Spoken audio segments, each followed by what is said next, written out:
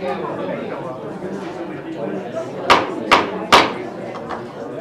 will call the Government Oversight Committee of March 10th to order. Our first item on the agenda is Pledge of Allegiance. If you will all rise, please. I pledge allegiance to the flag of the United States of America and to the republic for which it stands, one nation, under God, indivisible, with liberty and justice for all. Thank you. Next item is adoption of the agenda. Romano adopts the agenda. Zinner support. I have a motion by Commissioner Romano, supported by Commissioner Zinner. Any discussion on the motion to adopt the agenda? Hearing none, please vote.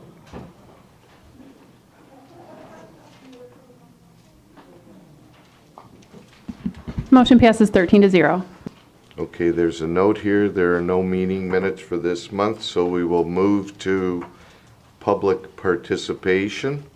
This is the first opportunity for public participation for those who wish to speak for a maximum of 3 minutes on any agenda item. There will be a second opportunity for public participation at the end of the meeting. Anyone from the public wish to be heard on agenda items? Once? Jamie, you don't count. Twice? Public participation is closed. Next item is our appointment interviews to the Community Mental Health Board. It's 5 total vacancies, 4 3-year terms to expire March 31st, 2025, 1 partial term to expire March 31st, 2023. I need a motion, please. So moved by Nard. Support Van Sickle. I have a motion by Nard, supported by Van Sickle, to refer this to full board when we have completed the interview process. I would like to ask all, out of courtesy, to please mute or silence their cell phones. That includes commissioners. Thank you. Secondly, I'd like to thank all of the candidates that have applied for this position. I remember our chairperson, Bill Kraft, indicating a while back there were vacancies, and oh boy, he was having a tough time to fill them. Obviously, he's done a great job as chairman because we have a huge amount of candidates. So the process we're going to use, each candidate, and I will call in alphabetical order, will have 3 minutes to speak. Our chairman, Mr. Kraft, is going to ask the same 3 questions that will be applicable to all candidates. And if there's any commissioner that would like to speak after answering of Mr. Kraft's questions, please request to speak and be recognized. So with that, I will ask the chairman of the CMH board, Phil Kraft, to present the questions. Thank you for humoring me, Mr. Chair. Yes, we have so many applicants. I didn't want to repeat the same 3 questions for every single person, or else we'd be here all night. So along with your comments, I would also like to know what is something that community mental health does well, what is something community mental health can improve on, and what unique perspective, skills, background can you bring to the board? Thank you, Mr. Chair. Thank you. Unless there's any other issues, we will begin the interview process. I don't see anyone wishing to speak. So with that, Marilyn Bardill will be our first. Hello. Hi. I'm Marilyn Bardill. I have a son that has autism, and because of that, I've used quite a few of the services. My son, when the doctors diagnosed him at 5.5, he had no language. And they told me that every day they had gone in, this was at Havenwick, every day they went in and sat on the floor with him and interacted with him. And at the end of that 30 days, he still did not have any response. And they told me that he was the worst case they ever saw. And I looked at him and I go, okay, what should I do? And he says, well, I heard about video games. So I went home, got a little TV, video game, sat down, moved him, and started working with him. From there, I went to college. I have a bachelor's with a sociology and psychology minor. I have an MLIS, elementary education, science, history, researching, and I kept on working. What I did is I figured out the stages of his development, and I worked with him. I think you do a very good job offering services to people with disabilities and autism. And I think that the group homes can be improved, and I have a program to improve that. And I'd like for you to get a CEO to take it in charge of this, and I could help oversee this program so it could be very successful, and it would make your group homes more, well, just better for both clients and parents and support staff. Okay, and I think first what you'd have to do is increase the amount of money that the supervisors get. All right, is any questions? But I have other ideas too, but that's just the group homes.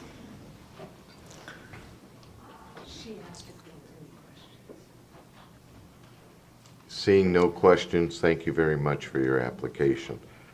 Thank you very much for seeing me. Thank you. I'm going to have Commissioner Kraft repeat the 3 questions again, please. If we could be specific to those moving forward, that would give us a comparison.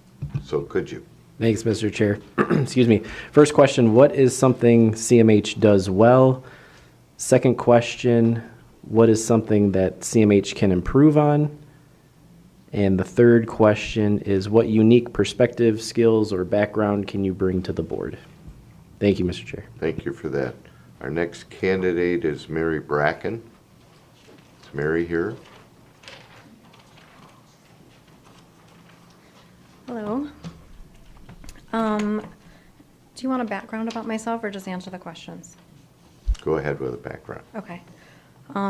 So I'm a registered nurse. I've been a nurse for 17 years. I've worked in a variety of settings. Most of my career has been spent in critical care in the hospital setting. I've also worked in management, and now I'm working out in the community in home health. I have a lot of experience both as a nurse and personally with my own family with mental health disorders. I believe that my education, my experience, and my knowledge can contribute a unique perspective to the board. I think that the community health has a lot of programs that they do really well, especially for addiction and like Marilyn said, for autism and a variety of things. But the thing that I think could be improved on is public education and, sorry, I'm nervous, forgive me. And utilizing those resources and making them available to the residents of the county. I think a lot of people don't know that the resources are out there. I know in my own career with patients, they have a variety of mental illnesses or addiction issues, things like that. They don't know where to turn, and they end up in the hospital, in the ICU. So I think we, as a board, could do a much better job of promoting those programs, educating, and promoting prevention type programs.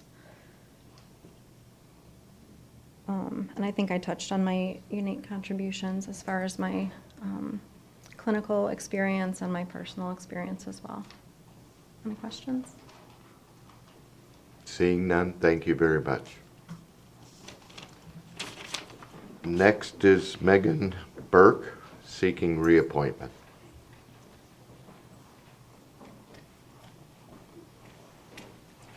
Good afternoon, honorable board members. So my name is Megan Burke. I am seeking reappointment. In my job, I am an HR director of both HR and operations for the city of Oak Park.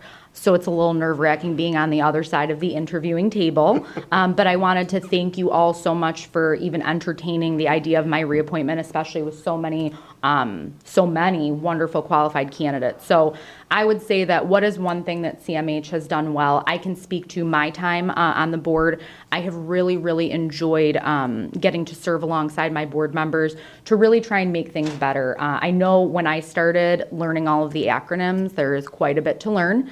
So I think kind of getting a wrangle on that, being able to express that to the public, I feel like they've done a really good job at that.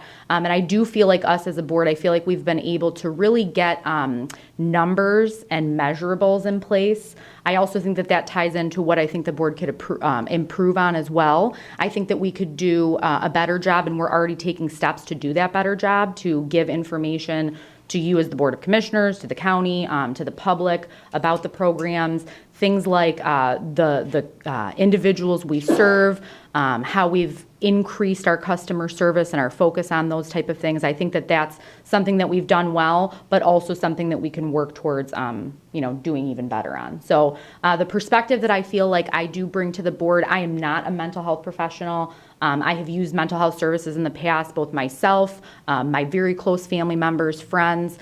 So I think that in my position, knowing human resources, understanding the management side and the employee side, I kind of bring that unique piece to the board to kind of help us out. I am currently the personnel chair, so I'm really enjoying that, and I really look forward to reappointing. And thank you so much for hearing me speak. Thank you. Next is Linda Busch, seeking reappointment. Hello. Hi, Linda. Well, I've been on the board since 2009, so I know a few of the acronyms, but in 2009, I was appointed to fill the term of someone who was resigning, and then I've been reappointed, thankfully, for every consecutive year until now. To speak to Commissioner Kraft's questions, what Macomb County is doing well. Since I've been on 2009, my first answer is that we're doing so many things very well. But I'll focus on the front door. We've recently taken great steps to improve our customer service access. And when I first got on the board, I would be in community meetings, vendors, people who were seeking our services would come up to me and tell me that it was an hour and a half on the phone, and then when they got information, if they didn't hang up, then it was very hard to connect to services. So we recently purchased a brand new phone system that allows us to track and collect data, and we've set some benchmarks. And then when COVID came, we were in such a good position. When the whole world went to a remote model, our phone system served us really well. But I want to give you some information about that. We have 9 dedicated staff now who work 7 days a week in the customer service unit. And they set a abandonment rate. That's when people can't stay on the phone anymore and hang up. They set a very good standard of 5% abandonment, and they've been meeting that. And they also set a response time. The calls would be answered within 30 seconds, and that was 93% in the last 2 months. And because I'm on the board, someone contacted me for help a month or two ago, and I was like a secret shopper. I called, and they actually did answer within 30 seconds and gave me very good information. And so with an improved front door, that'll allow us to continue to grow, continue to provide the community and serve them well. Moving on to what we can improve on, I think continuing to implement the integrated health system, which is very important in terms of continued funding and the way behavioral health services need to be provided. And also, we're paying attention to adding more services and so forth to our substance use disorder, and we will be very involved in the county opioid settlement dollar effort. The unique perspective and I think jail diversion. We've recently started a good conversation with Barbara Caskey at Community Corrections in order to enhance that, because it was a revolving door. People were going in the jail. Okay, 1 minute. The unique perspective, no one has ever given me just 3 minutes that knows me, but that I bring to the board is that I have a career in social service. I worked for 31 years for the same department that funds CMH, the Department of Health and Human Services. And I believe in being a good steward of public dollars, and my focus always in decisions that I make in the board is on the people that we serve. Also, because I've been on so long, my colleagues in Wayne, Oakland, and Macomb have appointed me to a leadership position, and I am the elected representative from the Metro region to the Michigan Community Mental Health Association. So I can bring to them the interests of Macomb County and the needs of Macomb County, and I also have, really advanced in first hot off the press information to bring back to my colleagues. As always, I invite any of you to contact me if you need any commissioners in there. I've talked to you about this before. I live in Harrison Township. If you need any information with your constituents or otherwise, and I appreciate your support. I'd like to take another second to give you the number for our front door to get in. 855-996-2264. And it's like 8559 Macomb County MCCMH. Thank you. Next is Shawn Elliott.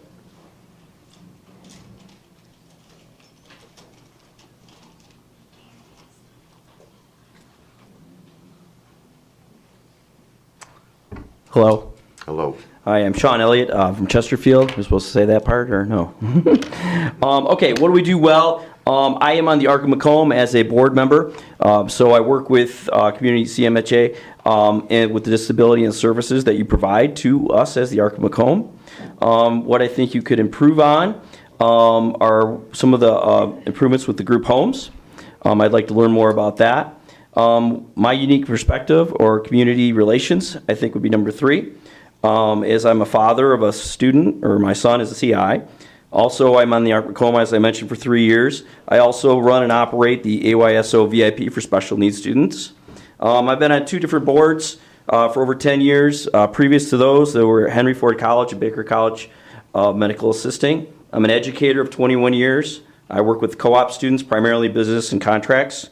Let's see here, I have 7 degrees, and mostly within the special ed environment within the K through 12 market. So I appreciate your time, and any questions, feel free to ask. Thank you. Thank you. Next is Ryan Fantuzzi. I hope I didn't butcher that. He's seeking reappointment. Fantuzzi. I actually made that up. I don't know how you say it. My name is Ryan Fantuzzi. I'm an attorney at Kirkhuth, Lang and Badalamenti. I grew up in Sterling Heights, and I currently reside in the village of Romeo in Washington Township. I was appointed to the board 3 years ago, and I'd like to be reappointed for another full term if I'm so fortunate. The way with COVID, it feels like everything was cut short these last 3 years.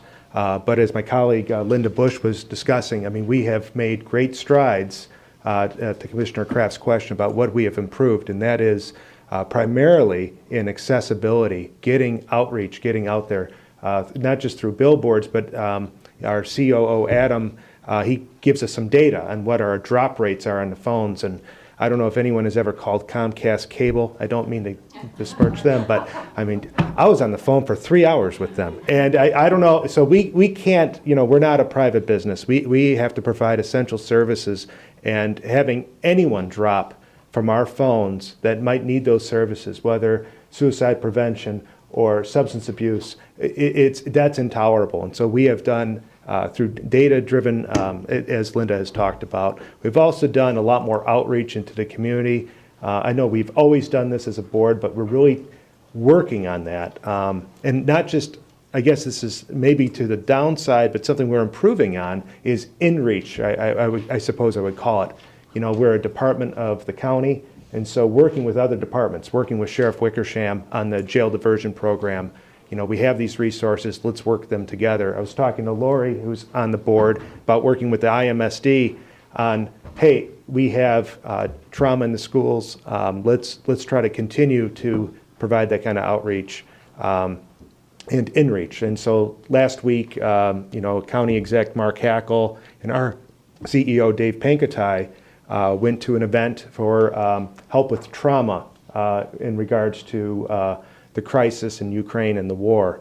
I hope I don't get 15 years in jail for calling it a war, as they do in some places. But in any event, my unique perspectives, I do represent several communities in Macomb County and labor and employment law, Roseville, Harrison Township, Shelby Township, and the city of Fraser, and other communities. And I see multiple perspectives on things. Serve on the board, we work well together. We're collegial, and even when we are hard on the problems, we're not hard on each other. And I think that's a good place to be. So if there's any other questions, I'm happy to help, and thank you. Thank you. Next is Dana Freers seeking reappointment.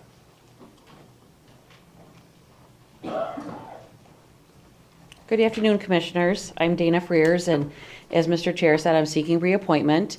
I have served on the board for 3 years, and it has truly been an honor and quite an experience.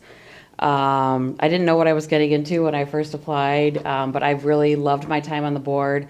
I think we have a great group, and one of the things that I think CMH does well is we are always considering that the people that we serve. So any decisions we make, anything we do, anything new that we try, forefront in our minds is the people that we serve and how we can improve services and improve access to services for them. I also think we do really well at collaboration. Our executive director is always reaching out to surrounding communities and surrounding CMHs to work together on projects and to try to collaborate so that, you know, we're not all doing the same thing. We come together and help each other do that thing. So, and I'm a big fan of collaboration, so I really like that. One thing I think we could improve, I think some of my colleagues touched on this, and we are working on it, but I would really like to see us do more outreach to the community and let people know who we are, what we do, what our services are, how they could access that. Our numbers should be readily accessible so people that need it can get it. We are working on that with our communications director. We do have a new van service, which I'm excited about, because that will enable us to reach areas of the community that perhaps we would not reach. So I'm excited about that, and I'm excited to see where that goes. As far as my unique perspective, I'm an attorney as well. I'm in private practice, and I do a fair amount of criminal defense. So I work a lot with people that suffer from mental health issues and have spent a majority of their life suffering from mental health issues that don't have access or don't know how to get access to services, and so they're in and out of the criminal justice system. So I'm excited about the jail diversion program too. I think that could really be a great program. We could really reach people before they even get to the criminal justice system and get them the help that we need. I also serve on the board of a special needs school, and that population is very near and dear to my heart. So those are some of the people that we serve, and those are people that I think need to have their place in society, and I'm happy to be a part of working towards that. And I think my time is almost up, so thank you very much for consideration. Thank you. Next name is Briana Jacob, says will not be attending. Okay.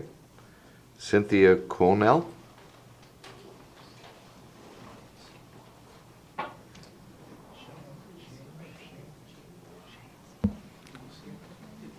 Point of order, Chair. Yes, sir. You skipped the name.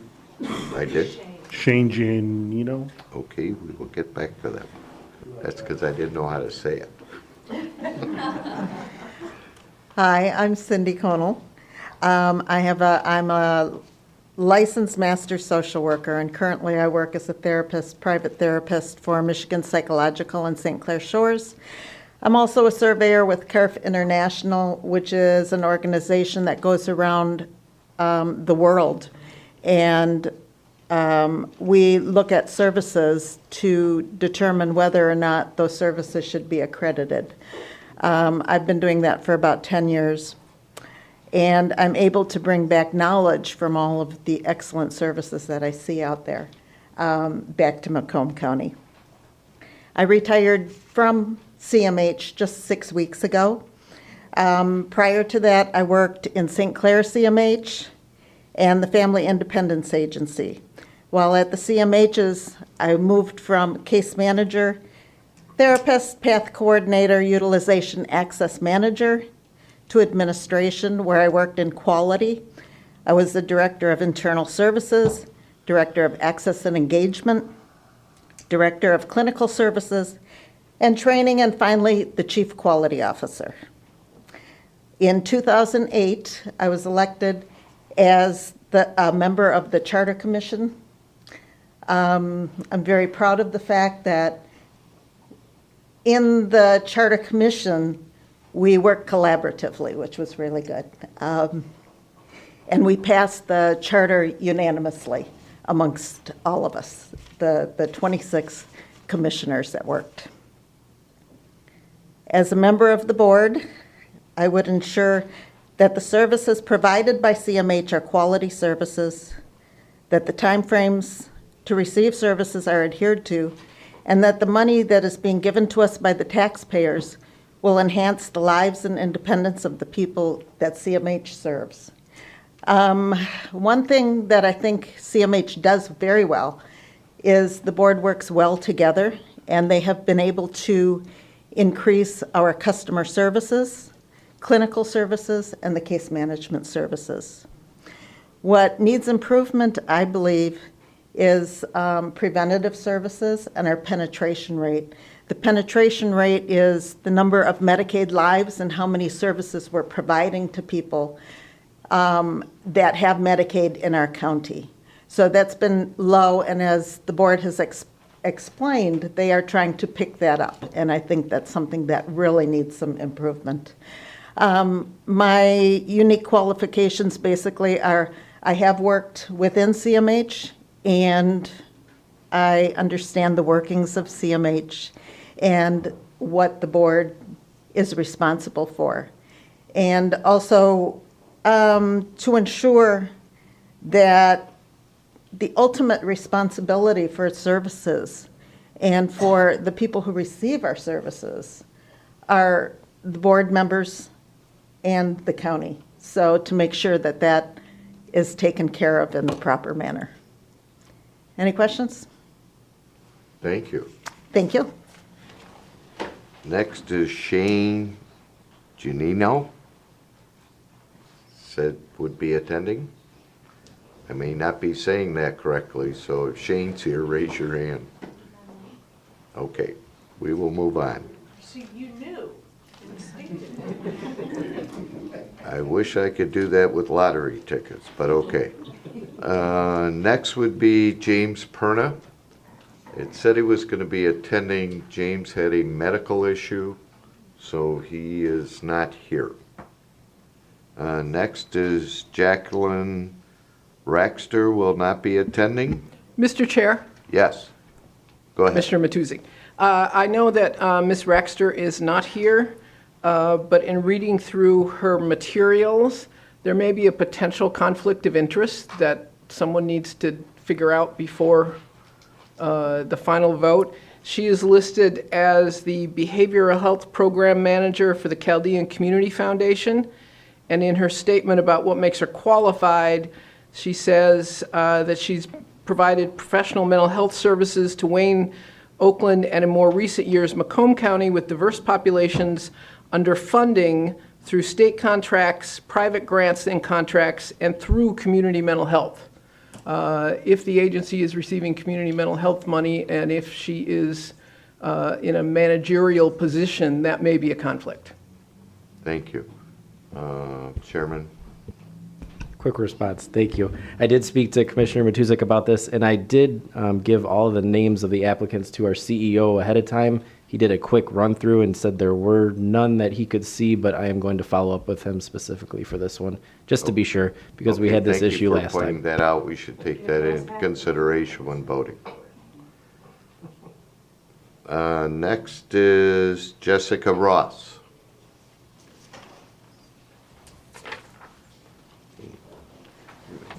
Hello, good afternoon. So my name is Jessica Ross, and by trade, I am a licensed professional counselor.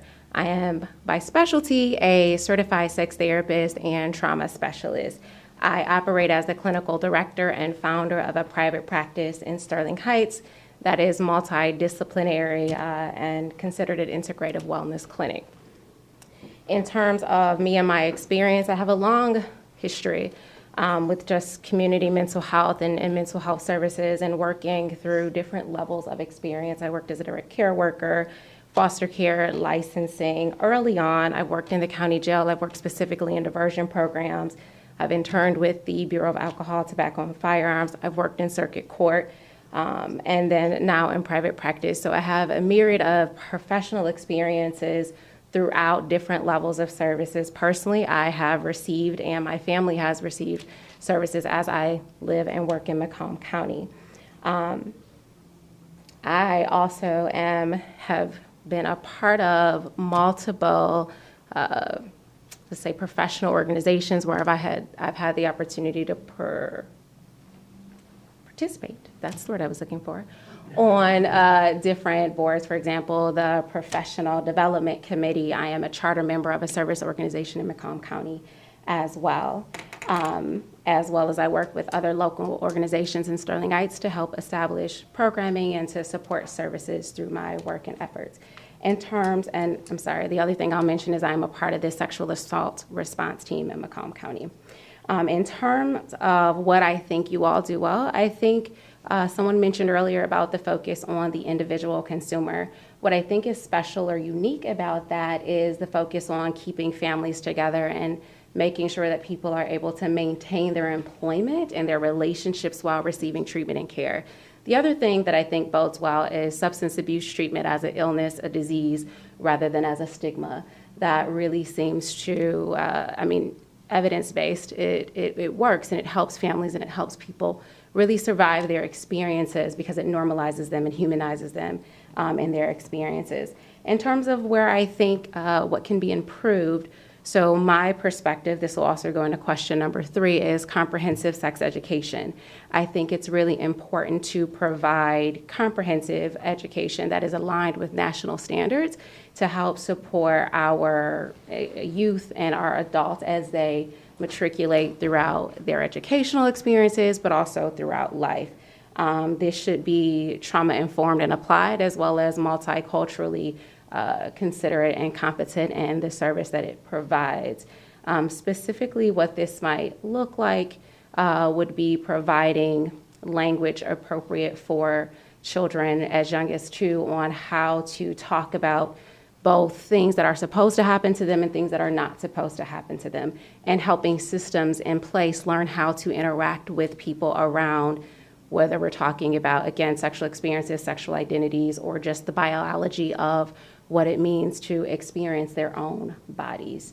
Lost my train of thought there. That's okay.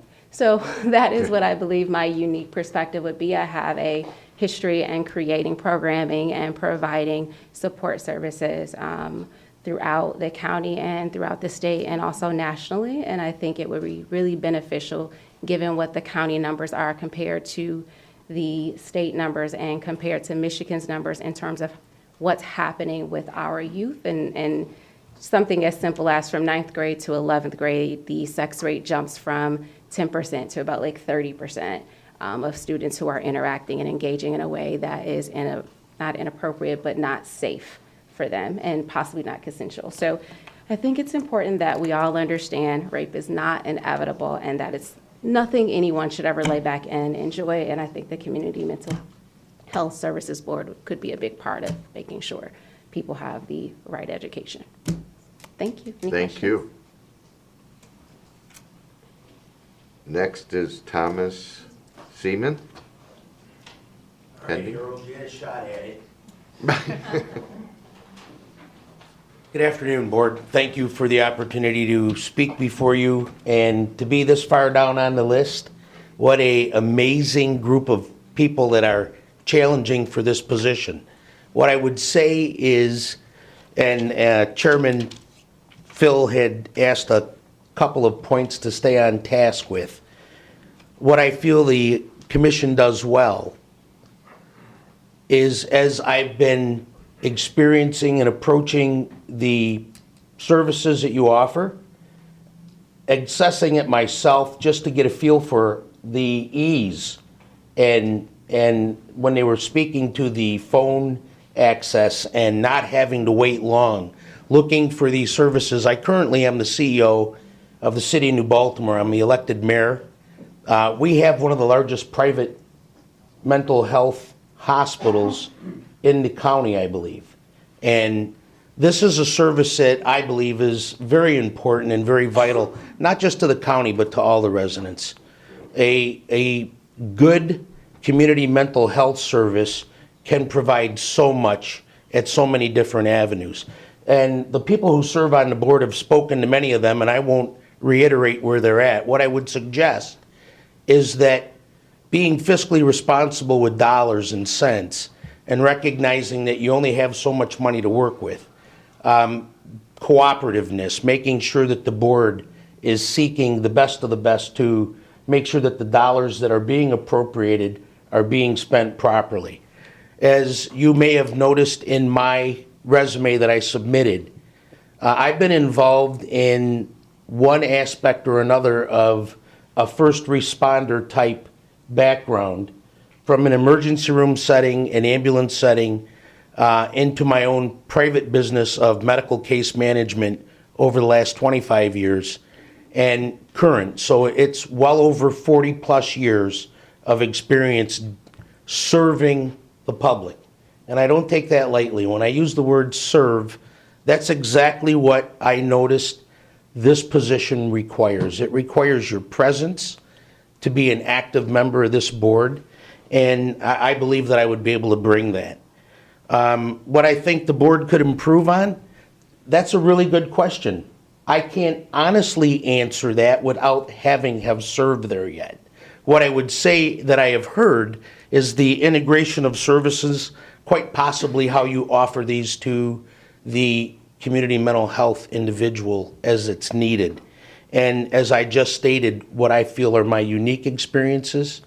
I would welcome any questions if you have them, and if not, I appreciate your consideration for the expiring seat of the one-year term, which is what I've applied for. So thank you. Thank you, man. Next is Moira Smith. Maria? I know I didn't say that right. Moira. See that? We just got 12 different opinions. My name is Moira Smith. Moira. And I have to congratulate all the applicants because they are very well qualified and very good people of distinction. And I am honored to be here today and asking you for an appointment to this board. I've lived in Sterling Heights for the last 43 years, and I retired from the state of Michigan, and don't fall out of your chairs, please, because my organization I worked with was Social Security Disability for 35 years. In my work, I was always concerned about the proper service and the proper decision that people received when they were in need, because many of these claimants that we had not only had a physical disability, but they were involved with mental and emotional problems as well. A lot of them did have their major disability was a psychological or psychiatric problem. A lot of it is I saw was triggered by substance abuse. And I think that's a problem in our county. Since I've been retired for the last 13 years, I have gone out in the community a lot. I'm very active in our community. And you wouldn't imagine how many families are impacted by this problem. And I think I don't know what to say as far as improving what CMH does or how it's doing, but from just being a citizen and observing, reading the papers and knowing people that I meet that have problems in this area of substance abuse, I think we do need to be proactive. And I remember the Just Say No program 30, 40 years ago. We need to have education to the public.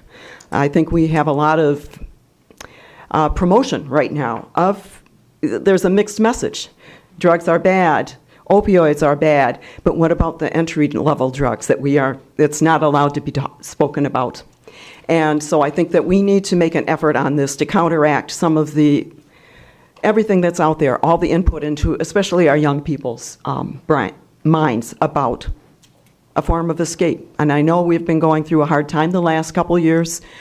We've been locked down, kids haven't been in schools. It's been a very isolating time, and I think a lot of people in our community are dealing with that. As a disability examiner for Social Security, I was involved with a lot of the professional staff. I probably did every single job that people except the clerical work. I was in our office, I was wandering about, I was getting to know, I knew how everything worked in our office, and I had just about every job except for the top administrator in our office. So I'm very familiar with that. I had working relationships with training and consulting with the medical professionals, psychologists, speech pathologists, and psychiatrists on staff. So I had a good working relationship with that group of people. So I have not had personal experience with CMH in Macomb. I think I can get a handle on what the issues are by experiencing it. And I'd like to be accountable to the taxpayers and to the recipients of any services in Macomb County. Are there any questions? Thank you very much. Thank you. Chair. Sir. I think my name was on there. You didn't look. Your what? My name was up there.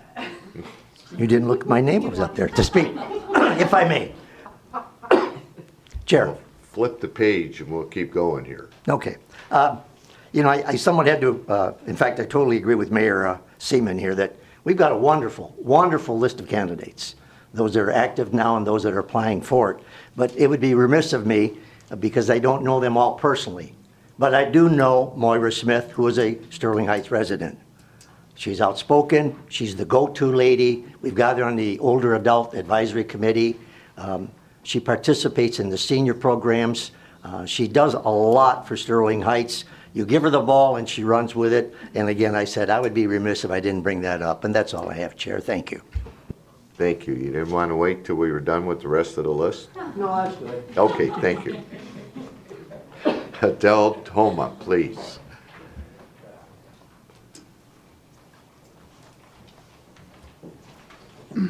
Hello, Board. Hello. First of all, I wanted to say that the definition of insanity is doing the same thing and expecting a different result. We can't expect to hire the same people if there's problems. I think we should start new, and I'm just going to get right down to it. Number one, the first question you asked is, what are they doing good? I believe what they're doing good is, right now, it's easier to get services than before. Because before it was, you'd have to wait forever on the phone. Sometimes they wouldn't call you back. Sometimes you'd have to call them back. So I believe it is easier to get services than it was before. Number two, what are the problems? Well, number one, I don't feel they're reaching out to the homeless people enough. I mean, I just walked by 2 homeless people by the Shell gas station, and you could tell right away they have mental illness. And if there's a way that we can get them to know that they can get help, that's what I'd like to try to do. Number two, transportation. If they don't have a car to their appointments, maybe we can partner with Uber, something. I mean, especially if they're homeless. Number three, I do feel like the board has kind of failed the taxpayers And, you know, people that say coulda, woulda, shoulda, but didn't, that just means you didn't do your job. Number 4, I believe we should direct our attention towards schools, because a lot of kids right now have huge mental health problems and they're scared to come out about it. So I think we should make some kind of a presence there. And number 5, once again, the homeless population. I mean, especially now, there's more homeless now than ever, and a lot of them have mental problems. And the other thing is that with these homeless people and the job right now, if we can get them mental services and help them with a job, I think that'll help. My qualifications: I'm on the beautification committee in East Point, and I've been through the system. I've asked for help, I've gotten the help, and I feel like, just like in the Veterans Committee, you can't be in the committee unless you're a veteran. I feel like if you're going to be in this committee, you should have went through this process and been through it. You know, been there, done that. And basically, the last thing I have to say is the Macomb County Jail, their mental health services, I've been through it, is absolutely awful. And if there's a way for people that have complaints against these people to make some kind of grievances, I would be open with the board to try to, you know, fix whatever problem needs to be fixed. And the other thing is, if there's a way, you know, I don't know if it's possible, but it's just an option. Instead of calling into the service and waiting, maybe there's a way we can bring the person that needs help to the place. I don't know if that's something the board has thought of, but it's just an option. Thank you very much, board. Thank you. Next is Gloria Vettese. No, you ruined it. Okay, Gloria Smith. Hi, I'm Gloria Vettese. Thank you. And I'm going to start, good afternoon, everybody. I'm going to start with my unique perspective because it's going to answer the first 2 questions. I don't have any idea what the current board is doing well or what there is room for improvement, because as was pointed out, without hours and hours or weeks to do any kind of research, I would have no idea. I haven't served on this board. I haven't served on anything within the community. I don't speak acronym. I don't know all the little processes. Those are things that you can learn very easily as you go along. But what I did learn and what called me into applying for this position is my personal battle. I'm a 2-year long-haul COVID survivor, and while we all hate COVID, the one thing that I feel like it gave us is a huge gift of the 2 words mental health. Everybody here today is talking about mental health as disabilities, as illness, as whatever, and something that's wrong. Every single one of us in this room has mental health. It's part of our health. We have physical health, we have mental health, and we learned that recently as everybody's struggling to get through. I have a high school age son. I'm an only parent. I've raised him since he was born. I am a small business owner, and my business is in Fraser. We live in Warren. My son started high school in his bedroom, and I've seen changes. I've spoken with people through the schools and counselors in the middle schools, and I think there's probably not one middle school principal or high school principal that will tell you there's more fights this year so far. Well, those are kids acting out. And the kids that jumped on the bandwagon when there was that horrible shooting, those are kids acting out because they're suffering. They're battling with their mental health. It doesn't mean they're in crisis. It doesn't mean it's an illness, but we need to see mental health for what it is as the big picture. So that's kind of why I'm here today. I'd like to be able to put that fresh kind of spin and not make it just about one thing. I am partial to the high schools. I did do a paper. I went back to school in 2017 and finished my degree last year. Even with my COVID brain damage, I graduated with honors, and I did a capstone paper on social and emotional curriculum and the need for it at the high school level for just this reason. I mean, every student should be learning social skills and emotional skills and feel good about themselves, because if we don't feel good, that's when we turn to addiction. That's when we turn to the dangerous behaviors. It's not all necessarily some kind of illness that's in our head. And if anybody has any questions, I'll be happy to answer them, but I think that's fine. Thank you very much. You're very welcome. Next is Ayan Yet. Yes, it's Ayana Yet. Oh, well, I almost had it. You're very close, and I appreciate that because my name is butchered a lot of times. So. Thank you. You have the floor. Thank you, and hello, everyone. Good afternoon. My name is Ayana Yet. I'm a lifelong resident of Sterling Heights, Michigan. I'm not born and raised, but grown and raised, I like to say. So to be completely honest with you, it's so interesting because who all have came before me have my lifetime of experience. I'm only 26 years old. However, with my 26 years, I have learned so much as a Black woman growing up in Macomb County. The experiences that I have endured, the things that I have shared with others have really brought me into the spaces and places that I am here today. To start, I am a graduate student. I am a graduate or a master's level macro and infant mental health social work student at Wayne State University. Within that, I am the president of Organizations. I am currently the elected chair for the newly established African American Coalition in Sterling Heights, Michigan. And I can proceed and go on with how decorated I am as a student. However, I believe it's important to understand that the youth need a voice in this board. Although I am considered now a mid-adult because I am 26, I still have the experiences and the opportunity to learn more and understand the experiences that our youth are enduring. Within that, I believe it's very important to understand that community mental health is not a business. It's for the community, by the community. It should be considered as the community's baby, something that the community cherishes, holds, and establishes within itself. Within that, I believe in healing-centered engagement. Instead of trauma-informed, it is incorporation of trauma-informed care. Within that, everyone has the ability to go through the healing journey and the process. Not that it's for a consumer and it's not that it's for a provider, but it's the marrying and the integration of both provider and consumer. I can say I learned from Antoinette that about the Community Mental Health Board. I had no clue that this existed. And I think what's important to that point is that there needs to be more popular education and critical pedagogy around what community mental health is from the youth, from the children, all the way on up to our seniors. I think it is important to consider community mental health and mental health in general as a holistic standard of well-being because our mental health has an effect on how we are able to operate physically. And yeah, I believe that's the most that I can say as I stand for you today. Sorry, kind of nervous.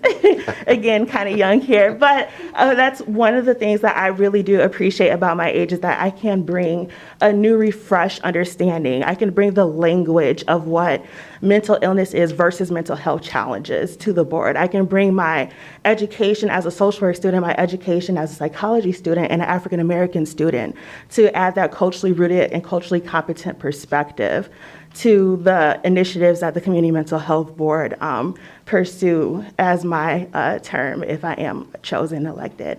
And so I thank you all for listening to me today and bearing with me. Thank you. Thank you, and you did very well. Thank you. Next is Brian Zajac.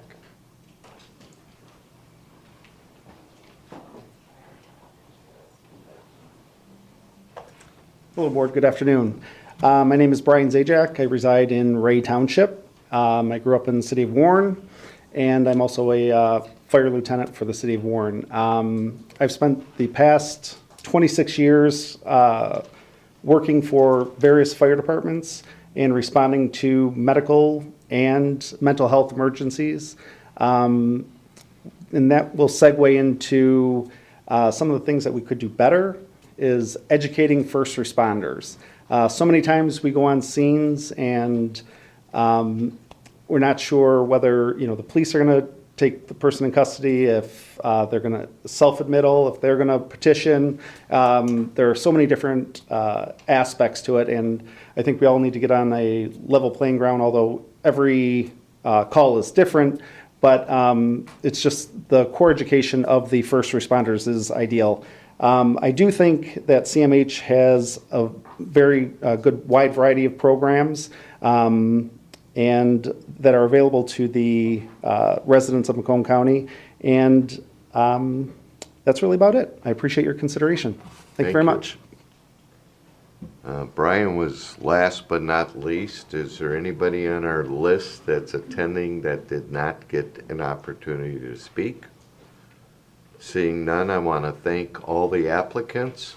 The vote will take place at our full board meeting, which is March 17th. I'll remind the commissioners we are voting for 5 total vacancies, 4 3-year terms to expire March 31st, 1 partial term to expire March 31st, 2023. So I had a motion and support to refer all the applicants to the full board. I see one speaker, Commissioner Song. Thank you, Chair. You too. I also want to thank all of you guys for being here today and for applying. Thank you for your service. I want to point out we have a lot of Warren and Sterling Heights residents that are applying. And I wish that we could choose all of you guys because you are all outstanding, but unfortunately we can only appoint 5. And so I encourage all of you to reapply when there is an opening in the future, because I think you guys are all well qualified. And thank you so much for everything that you guys are doing in your communities to make a difference in mental health in children and elders and veterans and homeless. So thank you. Thank you, Chair. Thank you. Commissioner Kleinfeld. Just very quickly, for those of you that were nervous, the very first time that I did that, which was 24 years ago, I got halfway through my speech and I stopped and said, "I'm sorry, I can't do this," and I walked away. So, and anybody who knows me now knows that I'm not shy about speaking at all. So you all did far better than I did. I caught that look. And the other thing is, I want everybody to know they shouldn't feel like they have to stick around for the rest of the meeting. We don't take offense when people get up and leave. Thank you. Noted. She does and I do. With that, please vote. One more speaker. One more speaker? I don't see that. Oh, I just flipped it off. Commissioner Zinner. Thank you, Chair. I appreciate everything that everyone said. I especially appreciate how concerned you are about all the citizens and all that you've said, and especially about our children. We have to put our children first. That's imperative. And I thank you very much. Thank you for all of you coming and taking all the time you have for speaking to us. And I know you're all busy, and we all appreciate it. I know everybody does appreciate it. Thank you, and have a good day. Thank you. Before I call the vote, anybody else? Please vote.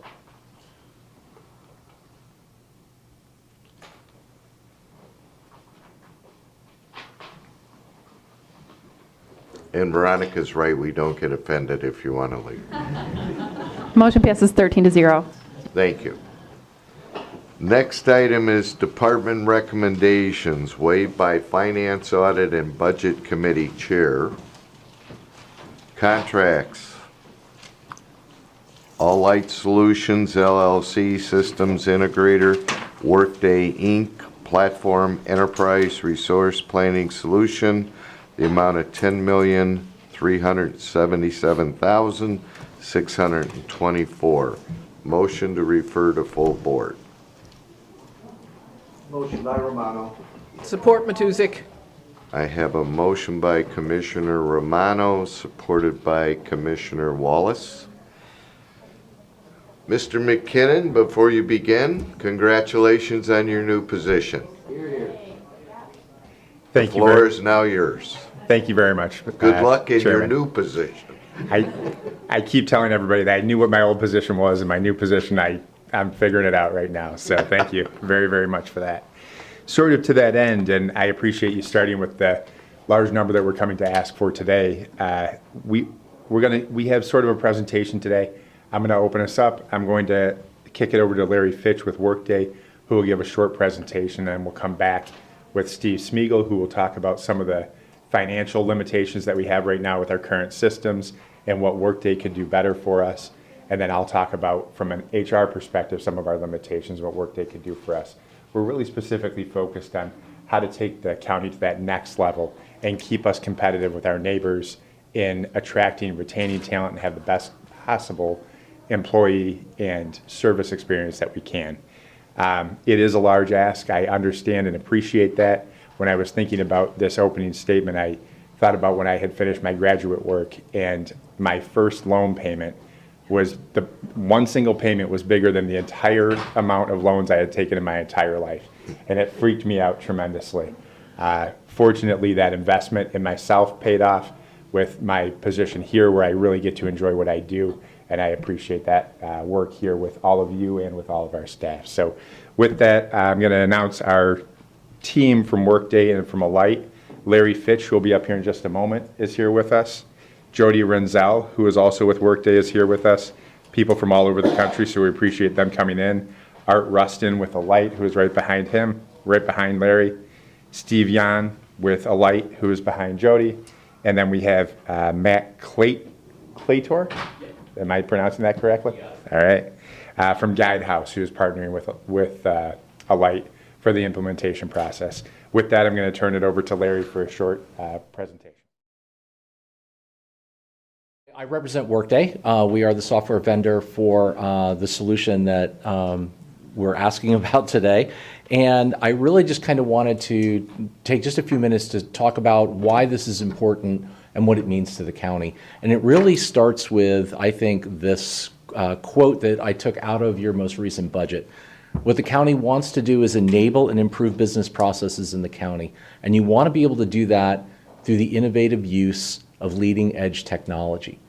And that's important. The systems that you have today, they have their issues. They have their problems. They're very paper driven. They're very manual processes. They're very redundant.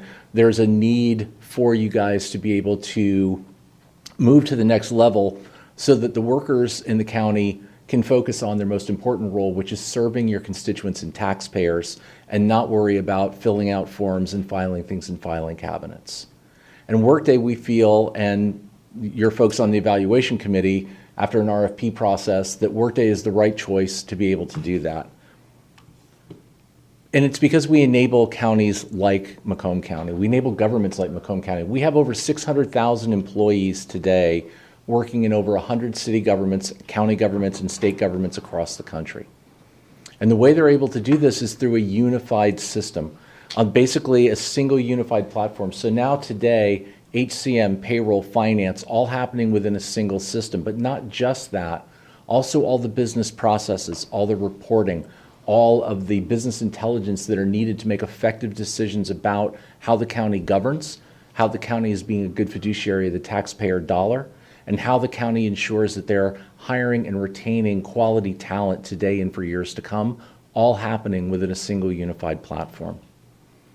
And Workday provides continuous innovation, not just to you, but to all of our customers. All of our customers at Workday are on the exact same version of software all the time. So what that means is these 100+ government customers that have already moved to Workday, you get the benefit of their experiences. You get the benefit of their ability to be able to be productive and to be able to find results with Workday. And we will deliver this technology and these innovations of the future for you to do today. And this also happens through the ability to actually be able to use the software. If you've, like me, and you've been around and you've heard vendors talk to you about how great something is, at the end of the day, it matters if you can use it and if you're able to actually get your hands on it. Workday has a record of on-time and on-budget delivery with our partners here at Alight, and that's during a pandemic. During a global pandemic over the last 18 months, we've brought almost 40 customers live and in production in government with Workday, completely remote. And that's why we are able to enjoy a 97% customer satisfaction rating, why our customers will tell you that they made the right choice with Workday and that they would use Workday again and they would select Workday again for their HCM and financial needs. There's some Workday customers you might know, and this is really divided into three. On the left is our government customers, and right there in center square is one near and dear to somebody close to you guys over at Oakland County, who have been live with Workday HCM and financials for some time now. But Workday is a global organization. So if you look at customers that you probably know from your daily life, if you're like me, over the last 18 months, you watched a lot of Netflix, right? Bought a lot of stuff on Google, searched a lot of stuff on Google. I'm on a first name basis with my FedEx driver because I get a lot of stuff from Amazon all the time, also a Workday customer. So all of these customers use Workday, and again, the same version of software that Macomb County would use. And within your state, if it's Dow or Pick'em or Jackson or Spectrum and all of these other companies that we can think of, and in fact, over 1 million plus employees work for companies in the state of Michigan that utilize Workday, whether it's government or education or healthcare, et cetera. All of these customers utilizing the same version of software with the same security model, with the same access to information, with the same benefits that you would expect to be able to receive. And the last thing to leave you with is we want to ensure that you get benefits out of the system. And one of the tenets of Workday is ensuring that you remain productive and that you remain results driven. Within a year of going live with Workday, all of our customers have me come back. I tell people I'm like a bad check because I keep coming back. So you'll see me again and again during the course of your Workday tenure with us to do what we call value realizations to ensure you're getting value out of the system. And the things that you see here, whether it's a reduction in budget cycle time, a decrease in time to fill for open positions, a reduction in retro calculations and payroll errors, these are all results that government customers have told us they've received since their move to Workday. An investment in Workday is an investment in your future, and it's a benefit for you, it's a benefit for the taxpayers, it's a benefit for the constituents. And with that, I thank you very, very much for your time. Or piggyback on Andy's comments, I'd like to thank all the team from Alight and Guidehouse and Workday for making the travel in today from out of state and out of town to be here to answer any questions that you may have about this software product. And as you'll remember, I mentioned this project coming to you last fall. We were hopeful that we'd be able to come to you before the end of the year, but as you read through the packet, we've received a large number of bid responses. That all takes time to work through, and so here we are today, a few months after we initially had planned. As a matter of background, the system that we're currently on is called One Solution. We've been on that system about 20 years. I was part of the implementation team back then, and at the time, it worked for us. It was something totally different than we had. We were coming off of a mainframe system. It was, at the time, kind of flashy to us and provided better reporting and a number of other things at the time. That product has been sold about 4 times in that 20 years, and keeping up to date with upgrades and things like that has become a challenge with the current vendor. So we're hopeful that if we're allowed to go forward and get approval today for this contract with Workday, we'll end up with a more stable system and a system that provides better, more accurate, more timely information. I'm going to speak more specifically from the finance side. Andy, as he mentioned, will talk from the HR side. Jaco from IT, of course, is here to talk about any issue, items and about IT security and those sorts of things. So we push a lot of paper. We push a lot of paper through my office. Everything is a batch process. Folks email things from departments. My folks key punch things. It's just clunky, particularly the budget process. I mentioned this to you before. That is probably the process I envision or am most excited about, is improving the budget process in terms of having timely information so we know where the budget stands at any particular point in time. Everything will be an electronic process. No more batching, those sorts of things. Folks will be data entering at the department level, goes through an electronic approval process, and once that final approval on whatever process that is or workflow is completed, general ledger is updated or whatever module we're using. So departments will have up-to-date information on where they stand on their budget. We know where things are going. We spend our time better ways, I guess I'll say. It's kind of a clunky way of saying it, where we have more time to analyze data. and see where things are coming before we get there, kind of a thing. So I don't want to, I could go on and on. I'll just leave my comments at that. I'll turn the floor over to Andy, and then we can take questions for both of us.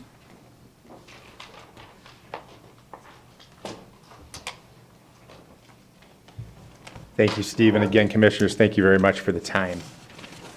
Again, we'll try to keep it short so we can focus on the questions that you may have. I know many of our commissioners here are relatively new to us, and we had to onboard you in the last year or so. That process is a bit clunky, and as you all are aware, you have to sign into NeoGov for one process. You have to sign into Employee Navigator for another process to look at your paycheck. I don't know if you're like me, but I can't figure out how to make Employee Navigator full screen.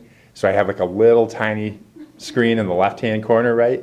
And I press this little button to print my paycheck stub. So then that comes up and it's a full screen. It's a little bit embarrassing, to say the least, that's where we're at this point, but it gets the information that we need. So again, I don't want to denigrate what we have now. What we have now can function, but it's those types of things that are not optimal. With Workday, it would be a single point of entry. You're going to get your pay stub, your W-2s, any of the information that you need to fill out. It is our hope that it'll be our online benefit management system. So again, when you're going in to select your benefits, you're going into Workday. When you're going in to take your training, you're going into Workday. Single username, single password. It'll be on your phone, because I know how much you all enjoy looking at the staff in particular. I know how much you enjoy, Kyle, doing your policies. So, you'll just sit at home with your phone doing them all night long. It'll be fantastic. I'm sure you'll love it. So another thing that I think we have failed to identify here that's incredibly important, and I think I get an email probably daily from someone who wants to have their paycheck deposited someplace other than where they currently have their paycheck. I even one time got one from Mark Hackle, who said, "Would you please send my paycheck to Barbados?" And I called Mark and I said, "Mark, do you want me to send your paycheck to Barbados?" And he said, "That's not me." So security is a big thing for us. My understanding is with Workday, they have not had a breach in the entirety of their history. We've seen a rather large breach with another one of their competitors recently. That is another reputable company. It could happen to anyone at any time, but they do have a track record of keeping security up to date, on point, and securing our data as best we can for each and every one of our employees, every one of our vendors, and everyone else that we come into contact with. With that, I think we will open it up to questions. Before I call on the commissioners, I have a question for Jacob. Thought you were going to get out of here scot-free. I was hoping. Yesterday, we referred to full board. I think it was like $6 million in licenses and new systems, and I know you're the IT guy. You and Don can argue over that stuff all you want. For me, anything we're doing or is being proposed to be done here, is that going to impact anything that we approved yesterday? Like the licensing upgrade agreements, and I think there was a new system in there. So is that all compatible with what's being proposed here? Yes, Okay, that's all you had to say. Okay. If it's yes, I want That's to a make nice sure way of doing it. that you're not coming back. Commissioner Farrington. Thank you, Chair. Actually, the gentleman from Workday, I have like 3 questions, but the first one for yourself. You've implemented a lot of these in the past. I've been involved directly and indirectly in many ERP implementations. I've never seen one go correctly, ever. So from your experience, how long do you think it's going to take to implement here?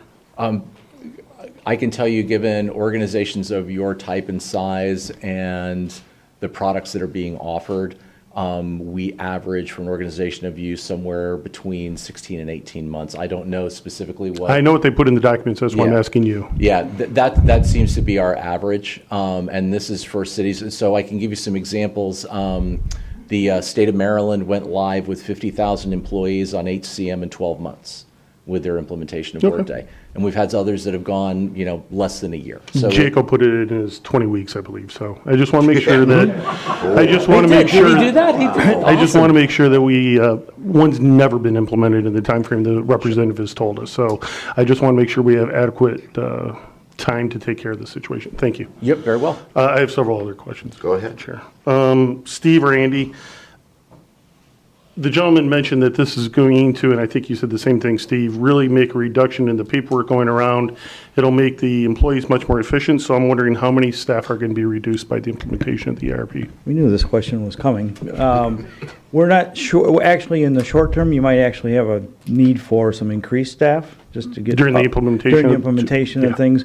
After that, I would foresee in my office, more specifically, maybe not a reduction in staff, but different staffing levels. More analysis and things of that nature. Andy might be. So we're making the investment for improved productivity, but we'll reassign the employees in a different area. Different area, better information, more timely information, more analysis, catching things before they happen versus reactionary and after the fact. I think that's a perfect All right. answer. Yep. And my third one, and this is, I guess, for Steve or Jaco, it says that during the lifetime of the contracts, it's going to be $6.5 million in licensing fees. What are we paying, kind of what Commissioner Hall was saying, what are we currently paying on the two systems we in place as far as the licensing fees? So I know it's a $10.4 million investment up front, or not up front, over the course of the period, but that doesn't count the licensing fees. So I want to know what the difference is between our current systems and what we're going to be buying. Currently, for one solution, we don't have any licensing fees. It's a complete different solution. It is a hosted solution versus a software as a service solution. So for one solution, we have a $325,000, I think, maintenance on an annual basis. That's what we pay today. So, but that is not for this type of environment. So it's a little difficult to compare apples to apples. I just want to make sure if we have this 10, 15 years, that's a substantial increase in our annual licensing fees up and above what we're doing. Okay, thank you very much, Shawn. I appreciate it, Chair. Thank you. Thank you. Commissioner Matuzak. Questions much along the same lines as Commissioner Haw asked. We just spent a huge amount redoing the whole court computer system. We yesterday spent ridiculous amounts of money on IT stuff. I'm familiar with the system. I work with other companies that use it. It's a great system. I got no problem with that. I just want to make sure that we actually all work together. And I guess I have another question. Some of the information the county receives comes from our local jurisdictions. Are we creating problems getting information from them to integrate into this new system? I would say no. I don't know specifically what you're referring to. I don't know if it's more of the tax roll information and things like that with BSNA. Mhm. So the current system doesn't really interface with BSNA today. We have a number of things we're going to look at integrating or at least connecting with Workday. BSNA could be one of those things. I don't know. I can't tell you today if it'll work or not, but we don't have that interface today. We'd like to have it. We're trying to integrate as much as we can into Workday to have that more up-to-date, timely, better information. Yeah, I think that's really critical, that I personally feel like we spend a lot of money on IT, but we do it in chunks. And there's this chunk here and that chunk there and this chunk over here. And I don't have a lot of confidence that we're not creating more problems, but rather we're integrating better. So that's a concern I have. Commissioner, may I jump in on that please. as well?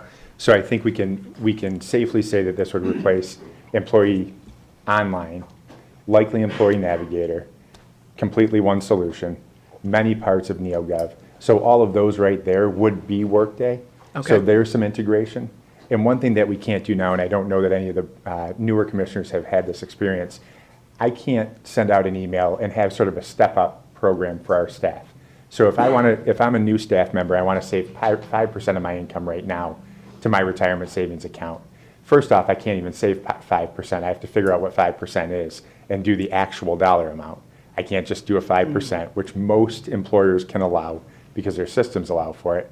But I can't automatically set it to go up to 6% next year, 7% the year after, if that's just something I want to do, so I never see the money and it just ticks up. It's a positive thing to do for our employees that we can't do now, and it would be allowed to be done through Workday. And that's one of those limitations. So again, with integration, it would seamlessly integrate with Vanguard or whoever our record keeper would be at that point.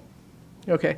And then I have a final question, which is probably going to get me into trouble because I gave up being snarky for Lent. But with this great new budgeting system, are the commissioners going to have real-time access to the budget in a read-only format? We've got a special guest. We have a special guest. Oh, they got a special guest to answer that one. Not Commissioner Matuzak. Good afternoon, board members. To answer your question, I mean, with all due respect, we have been in a lawsuit with the Board of Commissioners for some years now over the same issues, and the court has ruled on part of it. And that really needs to be a discussion that is separate from this. And we are hoping that tonight, based on the presentation that you've heard from Steve, Andy, and the vendor companies, that you approve or disapprove based on the merits that we're presenting. I don't want to sit here and negotiate a lawsuit deal. I think that's, in my mind, it's inappropriate. Wasn't asking you to do that. Okay. Just want to know that, Right. does this system Well, have the capability of giving us that They have, in the future? The committee has. Should the court rule? The committee has worked on this for nearly a year. I think it started in May, a committee of several people here. This is not something that we just thought about overnight. There's been a lot of work that has gone into this, and we believe it's worthy of bringing forward and laying out to the board. This is a very large organization, as you know. We're one of the largest employers in Macomb County. And with all due respect to the previous form of government, when you had a room of 26 elected commissioners, sometimes it was very difficult to get them to concentrate on these types of things. And in many ways, while we have come so far in the area of technology in the last 8 or 10 years with the support of this board, we still have a long way to go.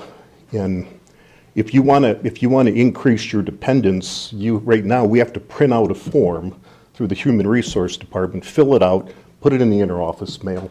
And we just, as Steve or Andy both mentioned, we still have so many paper processes, but we're getting there, and we think this is going to be another hurdle that we'll be able to climb.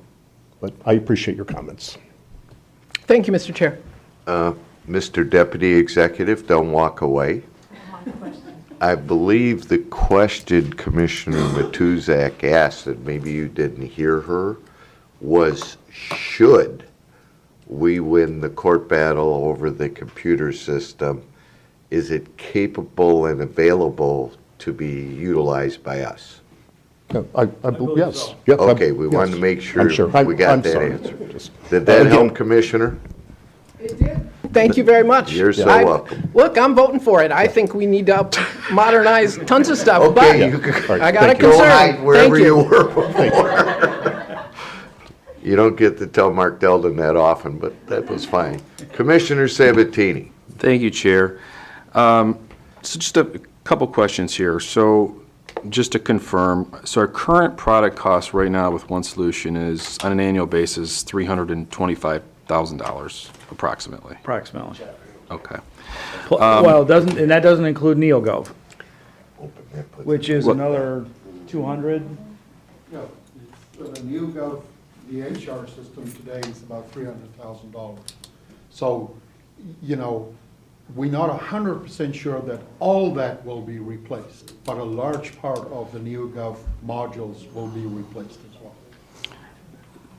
So are we That's why saying I that in the cannot give you future, NeoGov will not be needed by the county and this will replace it in total? Or are we saying we still need to have both products? So Commissioner, thank you. That's a great question. It's one of the reasons that we focus so much on one solution. What we are planning to do is lead with finance and come up, as with everything, we always lead with finance, right? and HR gets the short end of the stick. After that, we're going to get to HR. So for a period of time, we likely will keep NeoGov while we're transitioning, just so that we have a smooth transition. We anticipate that the entirety of NeoGov will be replaced with Workday when we get there. Okay. So in regards to this product, how many licenses are included with it? Or how many do we need? I think the licensing is based on users and the type of user, and I may defer to Jody from Workday, but it's meant to allow access to all employees and all retirees. But of course, retirees have a different use of the product than an employee who needs to enroll in healthcare and things like that. So depending on the type of use or type of user, it's a different calculation, but it's roughly 5,000 folks that will have access to it. It's not 5,000 full licenses, though, if that makes any sense. Okay, so what you're saying, there's no limitations with the licenses that will be needed with the program to I would say that's a complete what we fair need. statement. Right, yeah, so really, it'll come down to. If you could come to the mic, just so the other commissioners can hear, that's, appreciate it. Can we have your name, you. please? Yes, hi, my name is Jody Vinzel, I'm with Workday. And yeah, so from the licensing perspective, to answer your question, there's not like administrator type licenses and all these different types of licenses. We're looking at it holistically, so we've accommodated for anybody that's going to access the system to be able to access the system. But of course, it'll be defined by you as to what level of access they need. I mean, there's going to be security. We have to put certain security. Certain people can't see certain information and so forth. But holistically, it will cover the entire population, including the retirees. Okay. So in regards to the numbers, so the total cost here in the request is a little over $10 million.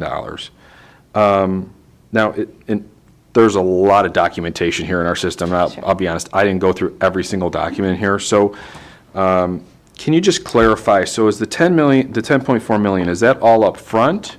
And then the annual cost for the licensing is what we have here as far as anywhere from $850,000 per year all the way up to $1.2 million going forward? That's a 7-year all-in cost, including licensing fees and the implementation over the next year and a half or so. Okay, so if we break that down, this is, how many years is this contract? 7 years? 7 years. Okay, so over 7 years then, what's the annual cost of this and compared to the 300, well, I'm going to say 500,000 that we're currently using between NeoGov and One Solution right now?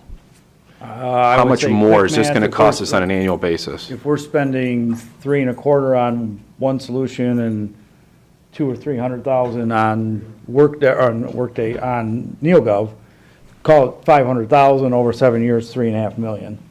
Okay. So of course we've got implementation costs here. That's about $3 million of that total 10. So if you look just at licensing versus support costs today, I would say you're talking $7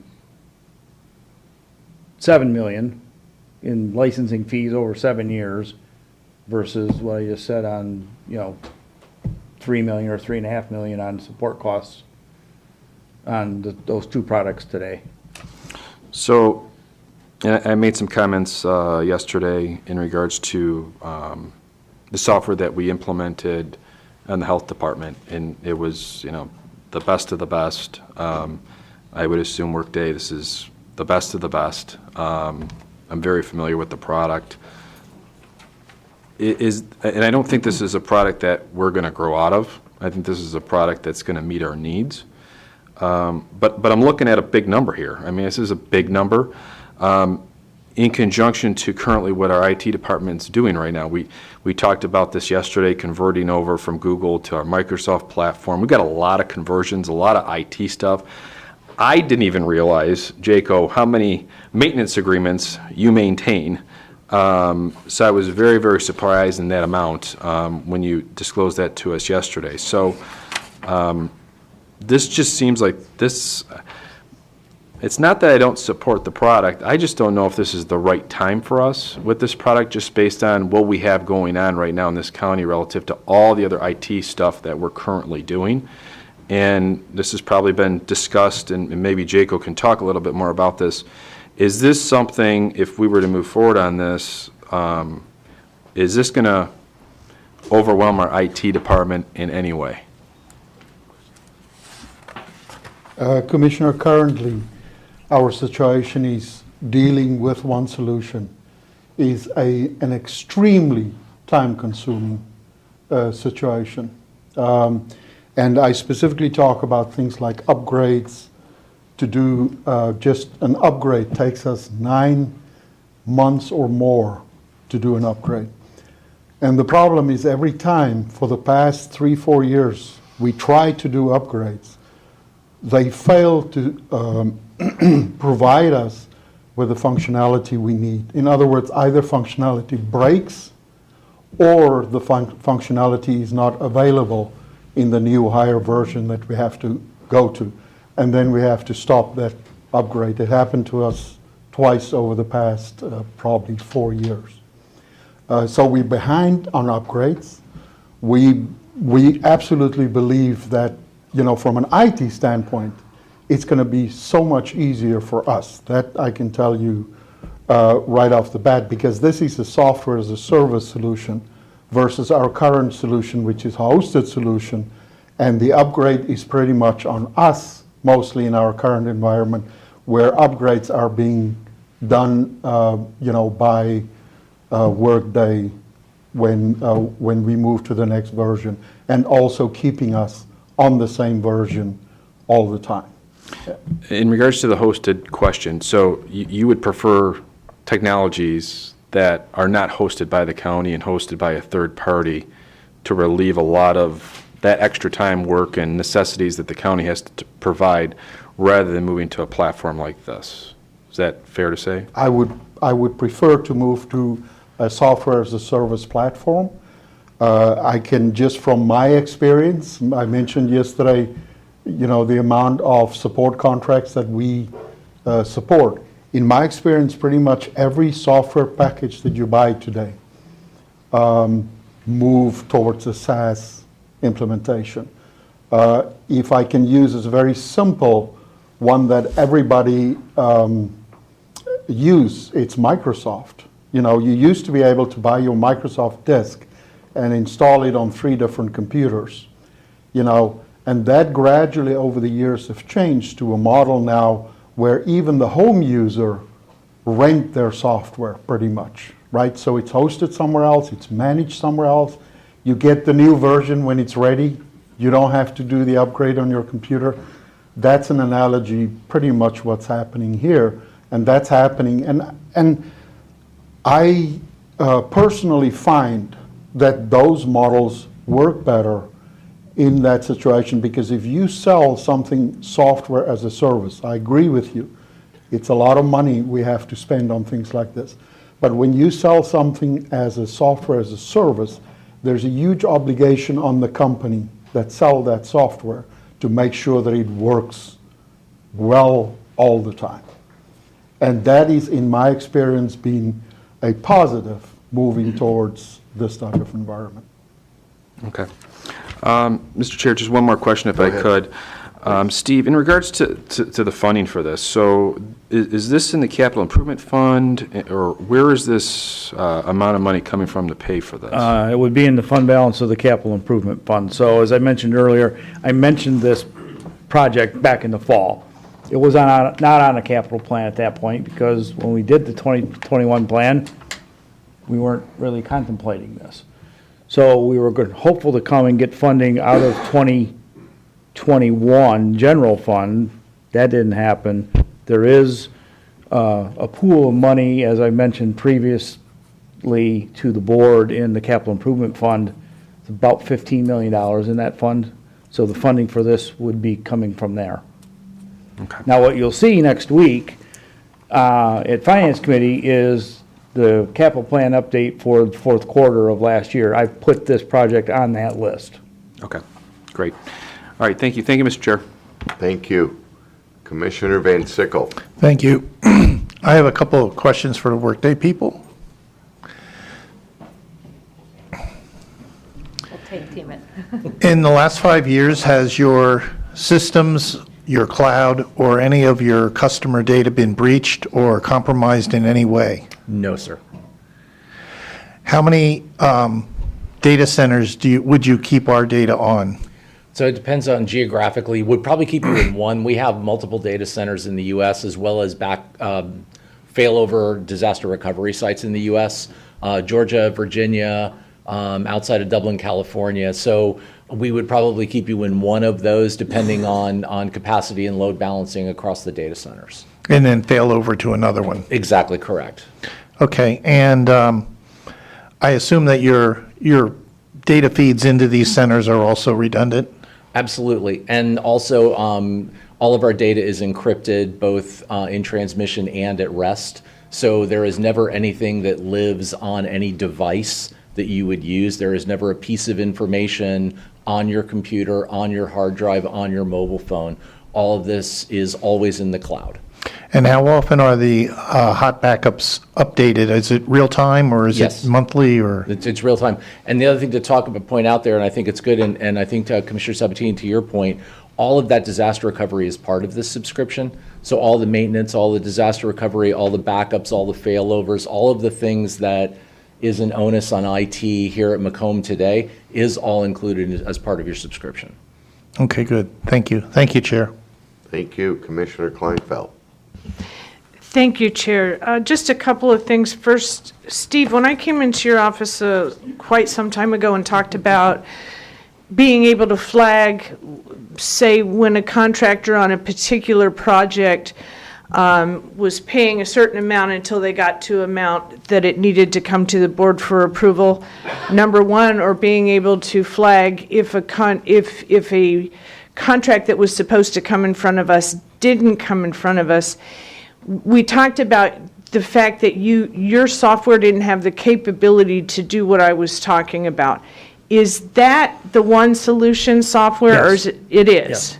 And you believe this would increase that ability to some respect? I'm hopeful that Workday will be able to, yes, I'll just keep it. Because I'll say yes. it is something that companies wouldn't need is necessarily that a government unit might need.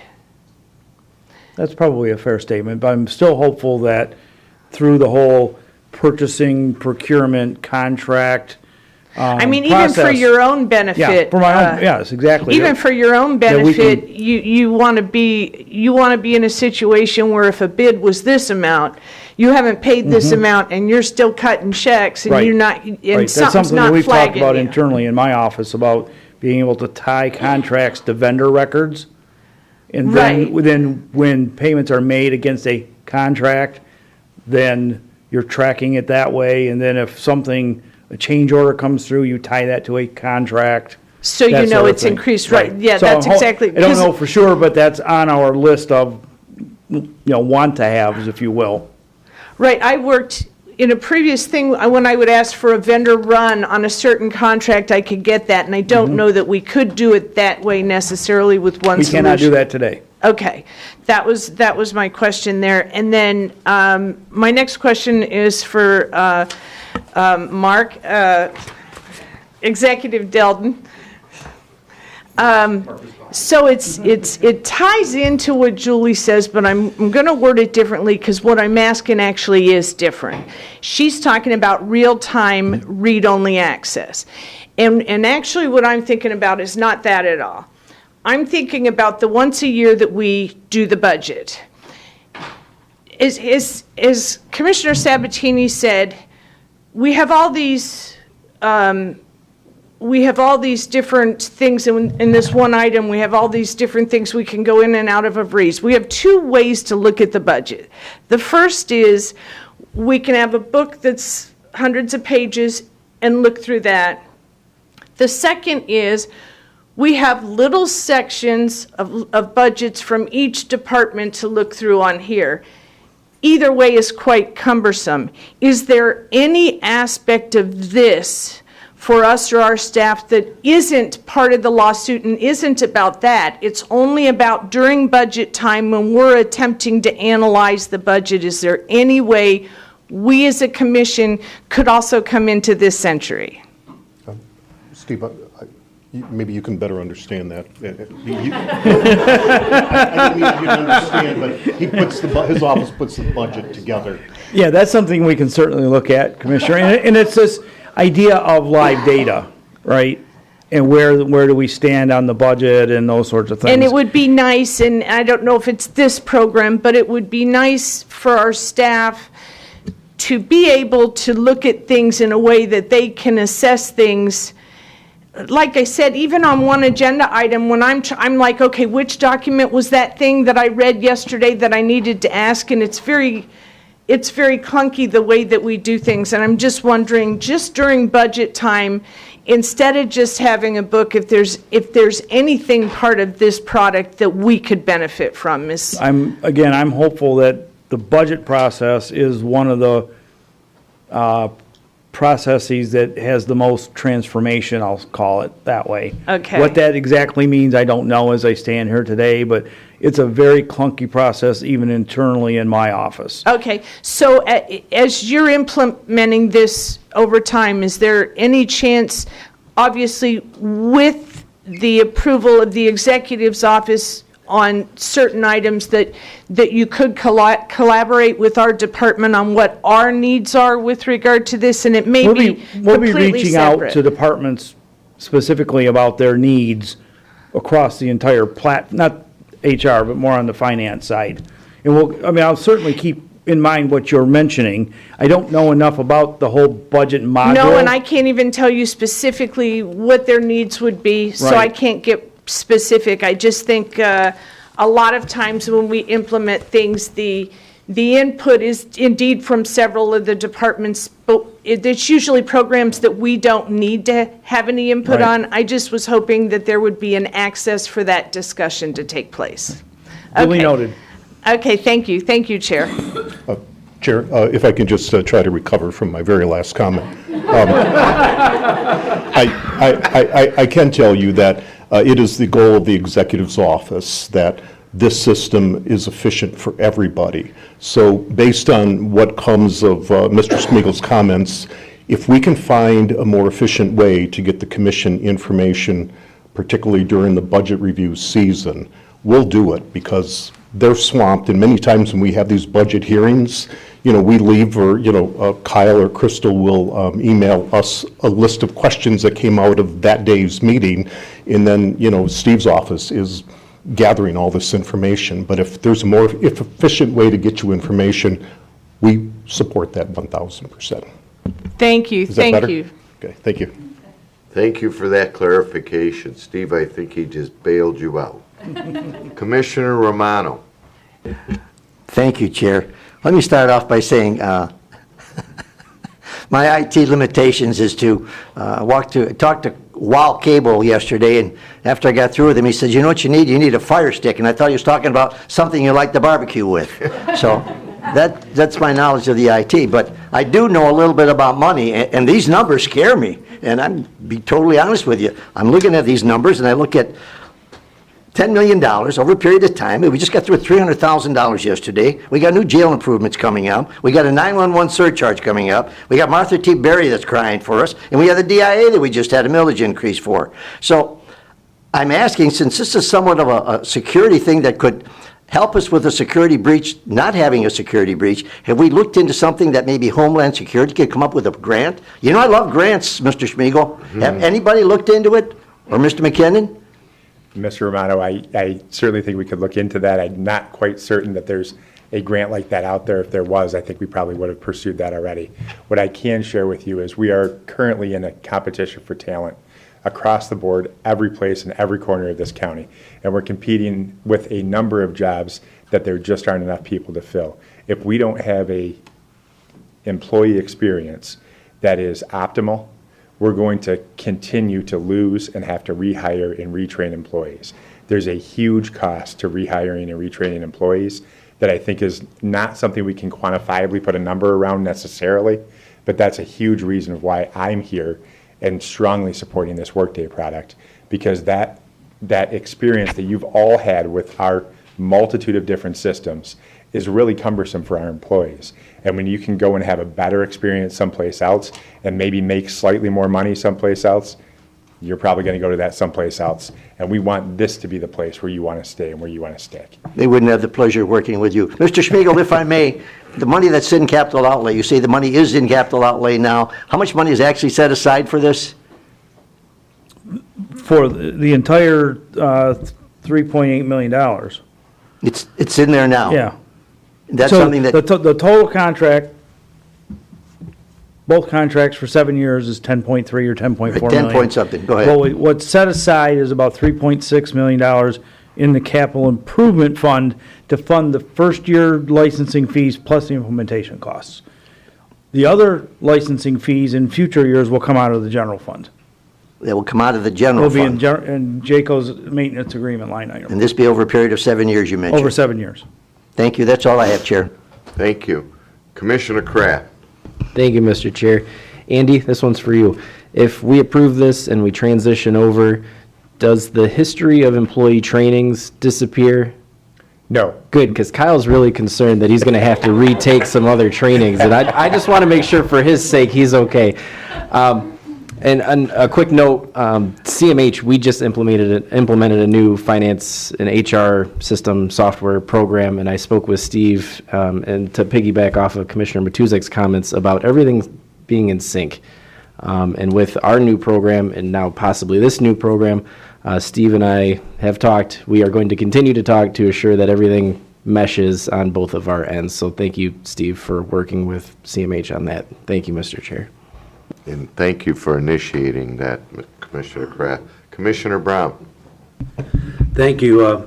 Following up on Commissioner Kraft's comment, we don't know whether the CMH budget will integrate with this system? We don't know at this time. It's very specific what mental health implemented. We're hopeful at least it will have some integration with data coming back into the system in a form we need in Workday. I'm not sure if Workday will be able to exactly replicate what mental health needs at this point. That's a pretty significant operation over there that we're partners with.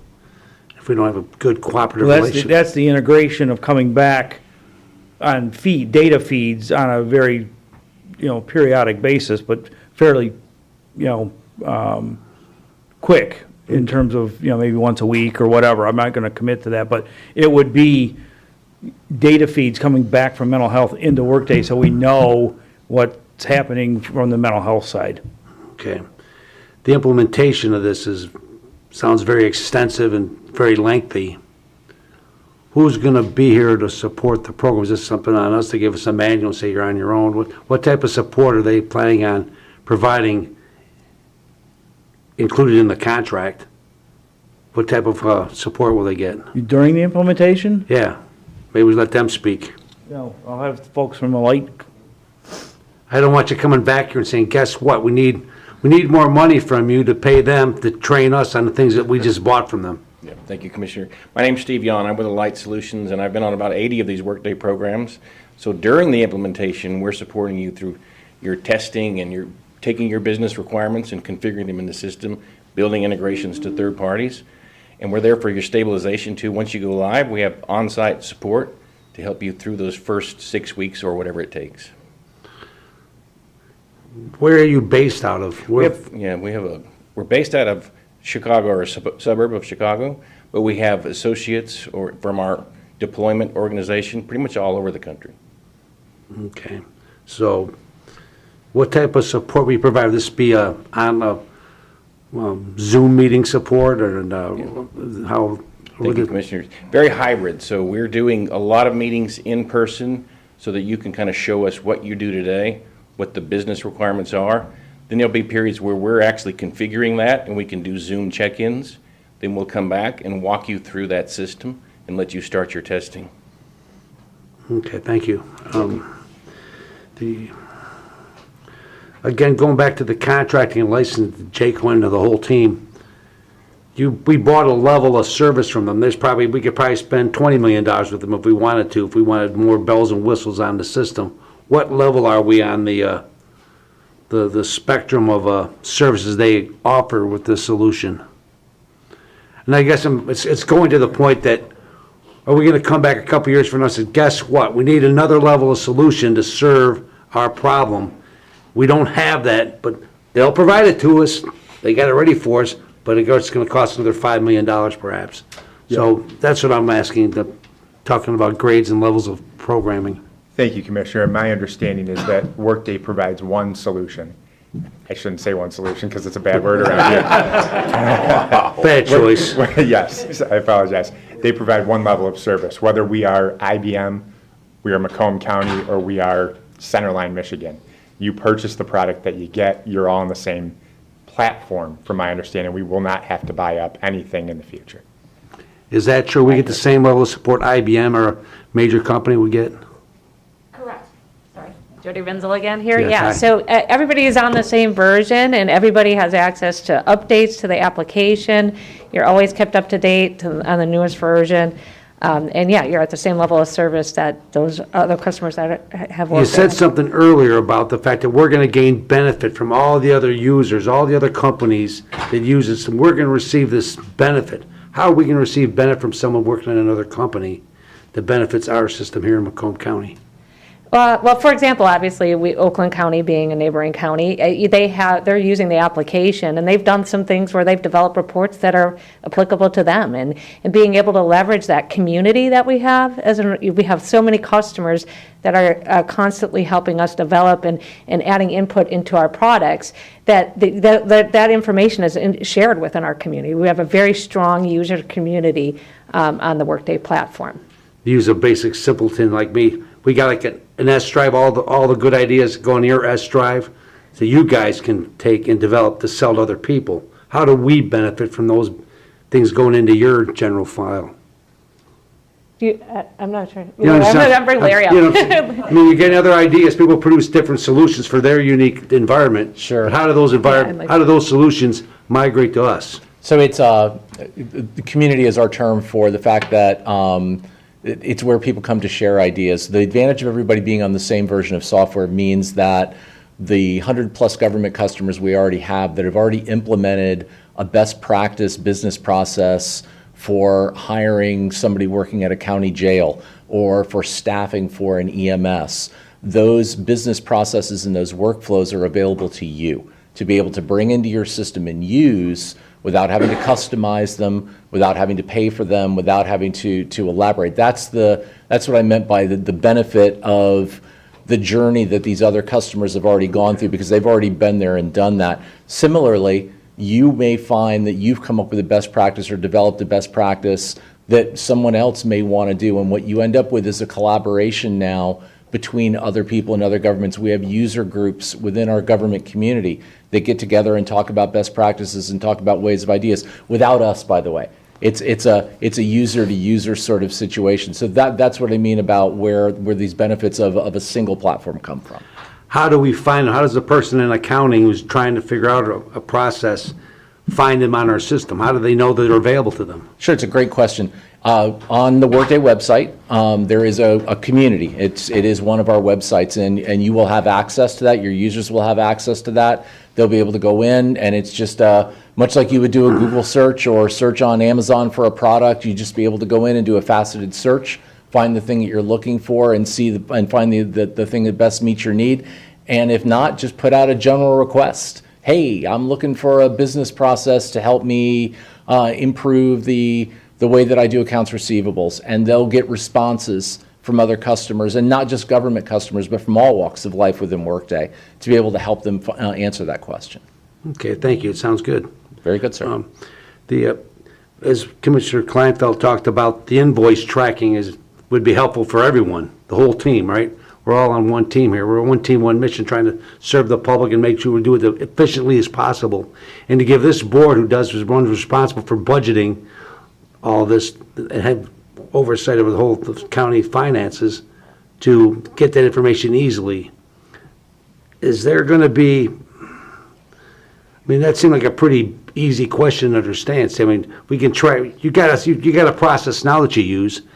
This will probably help you, won't it, in terms of having invoice tracking and to follow invoices associated to a contract, because you can tag it, you can label it as, like we just got done doing the Mount Clemens project, right, downtown Mount Clemens, right? You could code it as, you know, an invoice that's coded with this project, and then any invoice that comes in under that purpose could be tracked, right? I mean, Yeah, as I mentioned earlier, Commissioner, in my mind, one of the goals is to be able to connect contracts with vendor records so you can track that sort of information. And when you're paying invoices, you apply them to a contract sort of thing. So I think they should be able to help you, because they've got all those, they got a library of all these solutions, right, that are there, that maybe someone's already figured that out and done that, correct? So hopefully they'll note this on their file when they go back to their staffing and say, you know. And again, as I mentioned to Commissioner Kleinfeld, that's one of my goals in terms of the procurement accounts payable process. You probably got a lot of ideas to try to, hopefully, you got a goals that, because our system is limited, like everything else, technology comes along and gives us more capabilities to do things. So, and hopefully this will help our budget process, because the access to information makes your life easier and our life easier. You know, our staff calls you for questions, it's a lot easier to, you know, get information if we got access to it quickly and easy and provide it in a real-time fashion. Commissioner Sabatini raised an important question. Our IT department right now is taxed. I mean, our whole system is really, I mean, we don't have, I mean, to be honest with you, we get the government we pay for, but we could probably use more staffing to help us do things quicker and more efficiently. I'm a little concerned, as he was, that this is a big implementation. Will this slow down the other initiatives that we've got going on? That's a question for Jaco. I know it's an important thing, because we've got like a problem that's, like our office here, our system is broken down often. We're spending a lot of time in IT's time, really, you know, producing, trying to fix the problem around here. And so I understand the need to fix a thing that's given us problems, but will this put everything else on a back burner going forward while we try to get this system implemented? So, hi, I'm Sandy Wilson, Deputy Director of IT. Jaco had to leave. But yeah, I can assure you, we've looked at our project plans, our commitments for the year, and this has been part of our planning schedule. So you can this won't slow other things down. You won't have to devote more resources to this, taking from other departments and... Well, this is definitely a multi-department initiative, but we have looked at all of that as we've gone forward with the planning. Okay, well, I'm sure you wouldn't have brought it here if you didn't think, if you had a different answer, but, okay, very good. Thank you for your answers, appreciate it. Thank you, Steve. Thank you. Yeah, I'm done. Thank you, Mr. Chairman. Thank you. Commissioner Song? Thank you, Chair. Sandy, Deputy Director? Has Workday provided you with the demo account? I don't know that, have we had a demo account? I mean, I'm sure we'll have like a sandbox set up and all of that to work through, but nothing yet. For users, does it offer two-factor authentication? Yes. Okay. And then my last question is the 7-year contract pretty standard for IT projects? I was just wondering why that number was chosen. Just kind of echoing what Commissioner Sabatini said about, you know, us growing into this software. Just wondering why it wasn't a 5-year or 10-year. I think that 2 reasons, like typically we will look at 5 and 7. There's usually a cost reduction if you go longer commitments with the vendors. But I would say with the software solution or the SaaS solutions, 7 years tends to be more of a leading trend right now. Okay, thank you. Thank you, Chair. Thank you. And second round, Commissioner Farrington. Thank you, Chair. And some of these questions might have been answered, but being more specific, during the IT implementation, you know, most firms estimate how many additional hours, because it's not just IT, it's the mapping groups, train the trainer, the training of the user. Has there been estimates throughout the organization, not just IT, on how many additional hours? And then more from an IT perspective, how many additional people during that 14 to 20 month implementation do you expect to have to hire? I'm going to actually look to my project manager on this. So for Ann, I know they've looked across the staff what the stakeholders would have to do. I don't believe we've got into hours. We definitely have looked at the departments that will be affected and the key stakeholders that will need to participate. I don't know if you have a more articulate number to share. Good afternoon, everyone. I'm Ann Page. I'm the IT project manager for this project. We don't have actual hours yet, but we do have a great team with Alight that will be helping us with a lot of this, and there will be moments where we have to go to departments, and we are going to do department reviews to get the requirements, but the goal is to leverage Alight as much as we can to do the bulk of the work. Thank you for that answer. With all due respect, I went through one just a couple of years ago, and the user group mapping groups was an arduous task with hundreds and hundreds of hours trying to figure out what data maps over, how does it map over, on seeing circumstances of what doesn't get mapped over. And while you'll probably just work overtime or put other projects aside for HR or finance, but for IT as well, you might have to hire additional people. I mean, and perhaps Larry or one of the vendors can answer what they've seen in other communities. Because if they've done it hundreds of times, there should be a blueprint for a organization our size and what we should be expecting. Because I'm all for the project, as Commissioner Matuzik said. I just want to make sure that we're seeing some of the things that we need to see ahead of time. Because it's, again, I've been through it too many times. It's a headache, and I don't look forward to your group going through it. So, do you have estimates? Don't have actual numbers. Steve Yon again with Alight Solutions, but we have a 91-week timeline, or 20 months, I think was mentioned earlier, and we've done that on purpose because your teams who have the expertise and the knowledge of what you do today, they will also have their day job. Right. So that's less of an IT answer, more of Steve's team closing the books at the end of the month. They won't be available to our project every single day of every month, so we've elongated the timeline to accommodate that. And then from an IT perspective, how many people additional do we have to hire, if any, during this period? If any would be in just for isolated pieces of work, like extracting data from your current legacy system. Right. If you have that expertise now, then we're going to give you the tools to load it into Workday. If you don't have that expertise, you can go ahead and get a contract. All right. Thank you very much. Thank you, Mr. Chair. Thank you. Commissioner Sabatini. Thank you, Chair. And Chair, thank you for allowing me to waive this item to your committee as well. But no, in all honesty, he then waived 2 items to my committee. So what goes around comes around. So Steve and Andy, we've talked a lot about how this is going to help all the other departments, finance, HR. First of all, I'm in support of this. I've supported a lot of measures with this county over the years to get us to present day. A lot of our things are way behind. Having our current technology for the last 20 years, even though one solution has done its job, it seems like it's run its course. However, I really want to know, being the finance chair and running the budget, and the budget went, say, near flawless per the executive branch. I'm very proud of how we passed the budget this past year. But what I really want to know too is with this product, how it's going to help this board, how it's going to help the budget process be flawless. So if you can get me some answers to that question specifically, obviously I see allowing real-time analysis of the budget, but if we don't have access, that doesn't really help us. But long story short, what I'm trying to get at is what we can do with that data, because it's our fiduciary duty to go through that budget and pass that budget. And what I want to make sure is that we're accomplishing that fiduciary duty with that budget. So if you can just give me 3 high-level things, this is what it's going to do for the Board of Commissioners through the budget process, I would greatly appreciate that by the full board. Okay. Thank you. Thank you, Chair. Thank you. Commissioner Van Sickle. Thank you.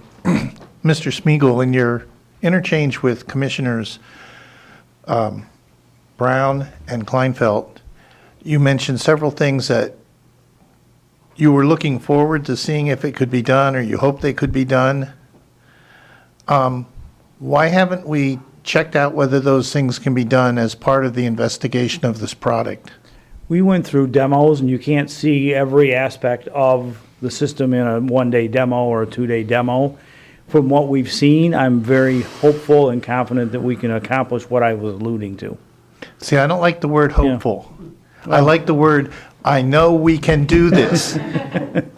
Do you understand where I'm coming from? I understand where you're coming from. Because hopeful means You might not get any of it. But we're signing up $10 million plus to doing it.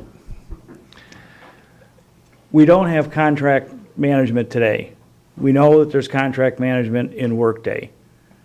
From what I've seen, I'm confident that we can do and connect those two pieces together, which we don't have today. That will make a huge improvement in my office in terms of contract management. Okay, so we'll make some steps, but maybe not all the steps you'd like? Is that what you're saying?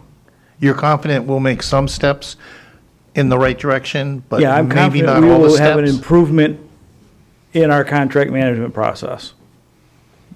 Okay. And just a comment to the Workday people, I hope your two-factor authentication, the second factor, is not limited to text messages to cell phones. That's a question. That's certainly something we can follow up on. You know the answer to that? I would like to see a robust second-level authentication where you can text to a cell phone, you can call a cell phone and voice the code, or you can email it. Are you talking about from how you would actually authenticate yourself to log into Workday? Well, two-factor authentication generally reaches out to you. You put in a password or something, then it reaches out to you at a standard Absolutely. phone or email or something. If I hadn't logged in yet today, I'd actually be able to show that what we use and what is what we call Okta, and it's exactly what you say. If I want to log into something in Workday, I enter my login name and password, and then I instantly get an authentication from Okta that says, "Are you trying to sign in? We think you're near Macomb, Michigan. Are you trying to sign in?" And I say yes, and that's the second level authentication, and now it'll actually let me go in and use the application. And is that a text on your cell phone? It's no, it's another application on my cell phone. Actually, for us, that's what we use Okta, so that's how it authenticates to me. Can the second level be something other than that? Yes, the second level can be operating within whatever your current security environment is. I've set up my Okta to call me as well as another option. And it does a voicing? Yes. Thank you. Thank you. I'm sorry, I misunderstood when you were asking. What I'm asking, if you have multiple Yes. methods. Okay, and the last question is probably for Mr. Smeagol or IT. We touched on the CMH new employee or new system. Has anybody, in looking at this system, done an inventory of all the systems or applications that we have in the county with an eye toward which ones we might want to integrate with this systems, which ones the integration will be included in this initial implementation, and which ones we might want to integrate in the future, and how much that integration might cost us? Yeah, if you. I can tell you, like, from a operational perspective, we already know systems today, because one solution does not integrate, that we have some manual processes put in place.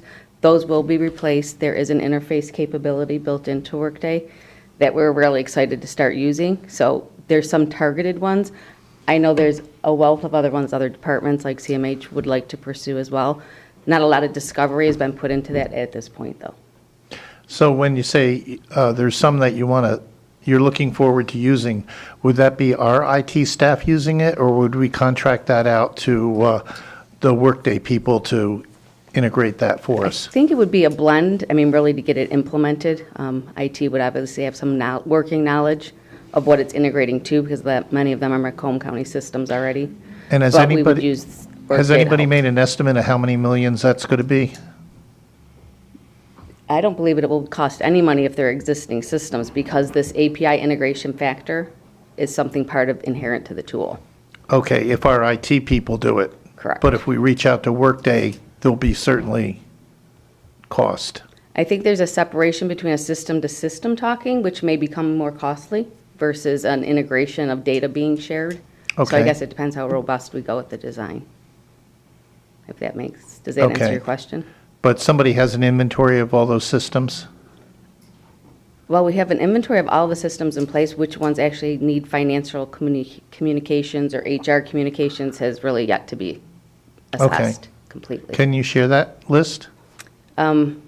Yeah, I mean, it's really all the maintenance systems that we come to you with. So we have that list of all the applications. Now, whether they're going to actually have a need to even integrate, we have not done any discovery on that. Okay. Okay, thank you. You're Thank you, welcome. Chair. Thank you. Steve, in the future, as the former chair of the Roseville Optimist Club, instead of using hopeful, use optimistic. Maybe that'll help. Okay. With that, I Agreed. have no further speakers. Please vote.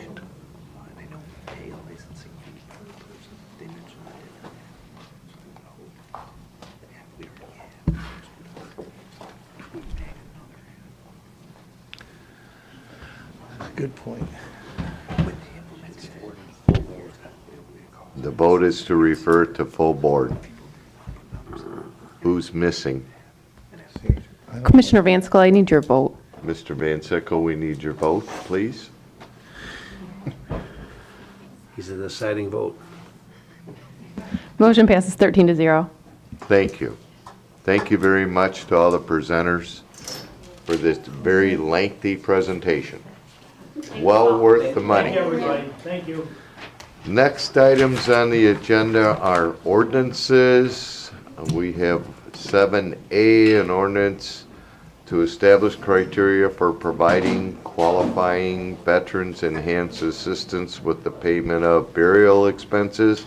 And item B, budget amendment corresponding to ordinance Veteran Services County burial benefit stipend increase to $50,000. Motion to combine them both. So moved. Support. I have a motion by Commissioner Kraft, supported by Commissioner Farrington. Seeing no speakers on A. This thing is very slow. Or B, please vote.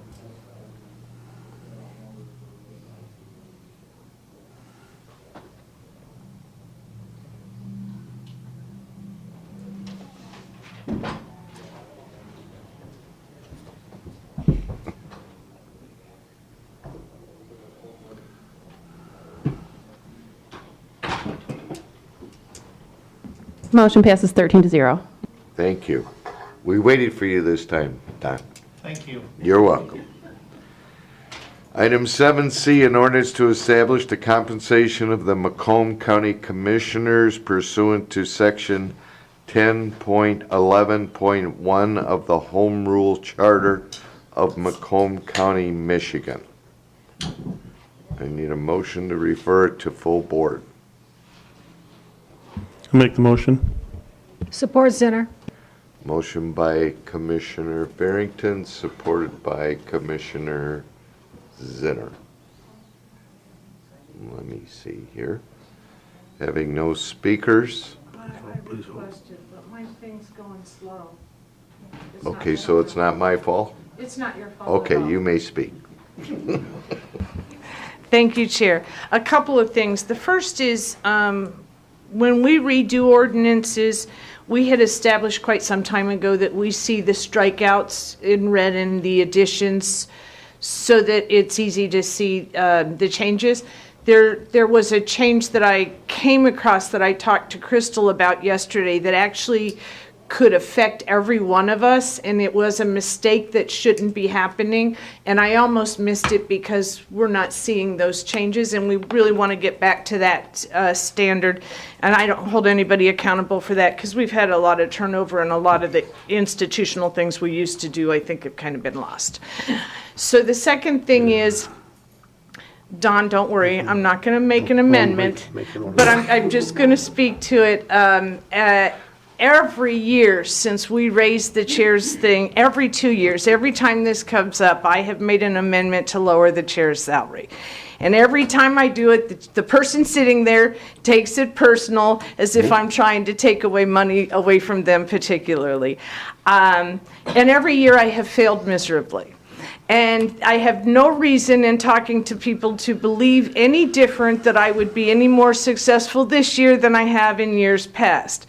So it is for that reason I'm not going to make the amendment because after, let's see, Commissioner Sabatini was here when I first did it, and he went away for 4 years, and he came back. After years and years of trying and not being successful, I think I'm giving up on that endeavor. But if I thought I could get the votes, I'd be making that amendment. So, and it wouldn't be personal, and Chair Brown knows that.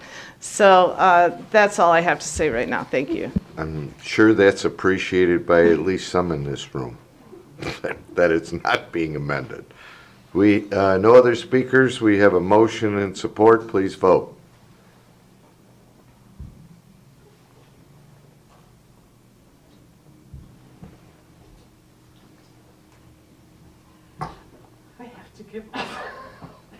Motion passes 9-4. Commissioners Kraft, Song, Matuzik, and Sabatini voting no. Thank you. Next item is an ordinance 7D, an ordinance to establish compensation of the Macomb County Executive pursuant to Section 11.7 of the Home Rule Charter of Macomb County. A motion to refer to full board. So moved, Romano. Support Van Sickle. I have a motion by Commissioner Romano, supported by Commissioner Van Sickle.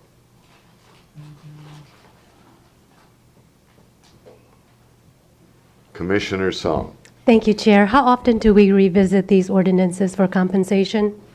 I said there you are. I was going to have Crystal speak to all three of them, but I couldn't find her. I'm sorry, I snuck in, and then I remembered I needed my badge, or I'd be locked out front. For the start of new term, the charter requires you to adopt it by the filing deadline before a new term starts. So this year, you'd be required to do the commissioners and the executives because the new term starts in January. So every year or every other year? New term, whenever there's a new Okay. term, yeah. Okay, thank you, Crystal. Yeah. Appreciate you answering that. Just to share with everyone why I'll be voting no on all of these. Even as a small business owner, I believe that, we need to find ways to lift the income of every family and to increase the minimum wage and to make sure that women are paid their fair share equally as men as well. But I think for public officials, I don't believe in giving ourselves a raise, especially during this time when we are, so many are experiencing rising prices of gas and inflation. And so I think we need to find ways to lift the income of our constituents as opposed to looking at our own income and raising it, because I can honestly say I'm much more well off than some of the people that I represent. And so I would feel very guilty if I were to vote yes for any of these. Thank you. Thank you. I was going to ask Crystal, based on the chart we have here, what's the percentage that we're talking? 2%. Thank you. Yep. Commissioner Zinner. Thank you, Chair. I appreciate what Commissioner Song has said. And I saw another area of elected officials, and they went for their raise, and their explanation was that they also pay a lot as public, as elected people, because they go out and they do things and they donate things, and then I realized that I'm also in that situation where I go out for citizens. I'm spending a lot of more money on gas and just different things that are, it's costing me to do these things, and I'm happy to do it. It's a pleasure to do it. It's an honor to do it. But it is a cost for me and my household that's not really reimbursable to me. And it is a cost. And the amount that we're being reimbursed or added to, if it passes, is not a large amount for the amount of money that we're paid for this. So I have the same thought as you, but I think that in this respect, it's a percentage of money that is very thoughtful. Thank you for your opinion, Commissioner Song. Thank you, Chair. Thank you. Commissioner Kleinfeld. Thank you. There may be some other people on the first round, but I want to give a little bit of history to this. Because a few years back, we had to give very significant pay raises to the countywides because for years and years and years, we weren't doing it. And with respect to this body, if I'm not mistaken, Don, didn't the Macomb County Board of Commissioners, when there were 26 of them and their districts were half the size, actually make more money like in 2007 than we make now? There was a very significant pay cut of like almost $10,000. The benefits were taken away and the retiree benefits were taken away. So this is a requirement for us to address every year. And when the board does go down the road of saying no year after year after year, what happens is we become out of whack with everybody else. It is one of those issues that everybody's always worried it'll be used against them politically and things like that. The reason we set it before the filing deadline is because we're supposed to be setting it for the people that are sitting here after the next election, as opposed to necessarily for ourselves. So, I mean, me personally, my vote today won't affect me for the next election. So I think that the history is important, and the fact that we kind of decided as a board, we're going to do what we do with what we can afford to give the employees for consistency. We don't give ourselves more than the employees. We don't give less. We try to stay within the same parameters so that we're treating ourselves the way that we treat our county employees. And I think that's important. Thank you. Thank you, and thank you for that history. Seeing no further speakers, please vote.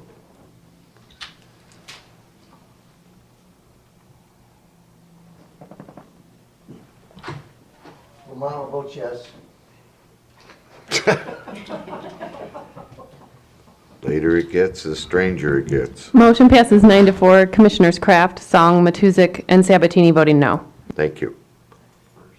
Next item is 7E, an ordinance to amend and otherwise restate the 2021 compensation for countywide officials to clarify the compensation of Macomb County countywide elected officials pursuant to Section 10.11.1 of the Home Rule Charter of Macomb County. Motion to refer to full board. Romano, motion to refer to full board. Support Van Sickle. I have a motion by Commissioner Romano, supported by Commissioner Van Sickle. Crystal, would you take a short minute and explain this one as well? Sure. So it was discovered that the car and cell phone benefits that were being received by the elected officials should have been in the compensation ordinances all along and haven't been. So we're just correcting that this year. It's in the new ordinances that you just reviewed, each of those, and then we will amend the one for the other 5 countywide elected officials to just match what they're currently offered. Thank you. Commissioner Matuzak. Can somebody give me the history of, by the way, I'm going to vote no on this anyway, but can somebody give me the history of why there's such a vast difference between the 5 countywides? The Board of Commissioners did a compensation study for the elected officials in 2016, and those were the salaries that were used for the 2017 term, and then they have gone up 2% every year since. I'm just going to make an editorial comment here. It seems to me the clerk gets paid less because the clerk was traditionally a woman. It's my editorial comment. Thank you, Mr. Chair. Well, that was a heck of an editorial comment, but I don't know that to be true. Commissioner Kleinfeld. I don't know necessarily that was true, but I agreed at the same time when we did it back then that we were treating that particular position in a manner that we weren't treating the others. Thank you. And I will remind everybody, when the sheriff was here and we were going through his budget, his salary, I think, was 11% less than his deputy sheriff. So I don't know how these disparities well, maybe Chairman Brown's going to explain it. You have the floor. Well, I may not explain it fully, but it goes back to what Commissioner Clanfield said earlier. Wages got way out of whack because through a variety of political decisions made that are not going to pay us this year, we'll bump them up next year. And it was a political thing. People had, whoever had the more friends on the board got put in more towards this person versus that person. But the board went out and did a study of comparable wages across a wide range of areas, Midwest, and we looked at all the studies and came in with these numbers to make it more in line with what it was. Because let me tell you, it was worse. So, I don't know what, but just because it's like our own municipalities. They'll forego passing along rate increases on water bills, passing them by the city of Detroit to try to save money over a period of time. And then there's a hue and cry when they had to raise it 25% one year. It got out of whack and people don't like it. So we reset it. What we did the best we could. We did a study of wages across and came up with the scale now that keeps everyone on par. And then going forward, the board then said, well, let's try to keep us at least comparable with what the employees get. No more and certainly no less. So we're going to do it that way. So that's all I can offer you, but it's a little history. And I have a little history on that. Thank you.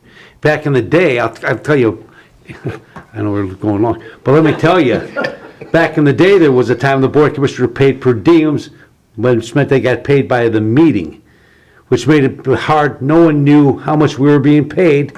Because, we get paid per diems per meeting.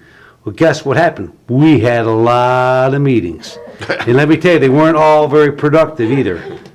And so every year the paper would come out and do a study, well, what's going on? How many meetings did the Board of Commissioners attend? Because the Board of Commissioners attended a lot of meetings because they got paid by the meeting. So I was one of the early champions with them saying, let's get rid of that. As a young commissioner, I got excoriated by my colleagues. Let's go to a salary and wipe them all out. So we all get paid the same and get expected so everyone can understand what we're being paid. So we've evolved. May not be perfect, but it's a heck of a lot better than it used to be, I'll tell you that. So, thank you. Thank you, and since this is my 5th meeting today, I may want to go back to per meeting. Thank you. Commissioner Sabatini. I can contest, I can agree with Commissioner Hall. He's had a lot of meetings today. Just to continue what Chair Brown was saying, back in 2016, that compensation review, which I did support, it was, we hired a company, I believe, out of Chicago or Illinois that had no ties to Macomb County. And to my recollection, I believe like the increases were like 20%. I mean, they were big numbers. And the reason that they were large is because the board negated to do anything for 16 years and relative to the salaries and per diems and making changes.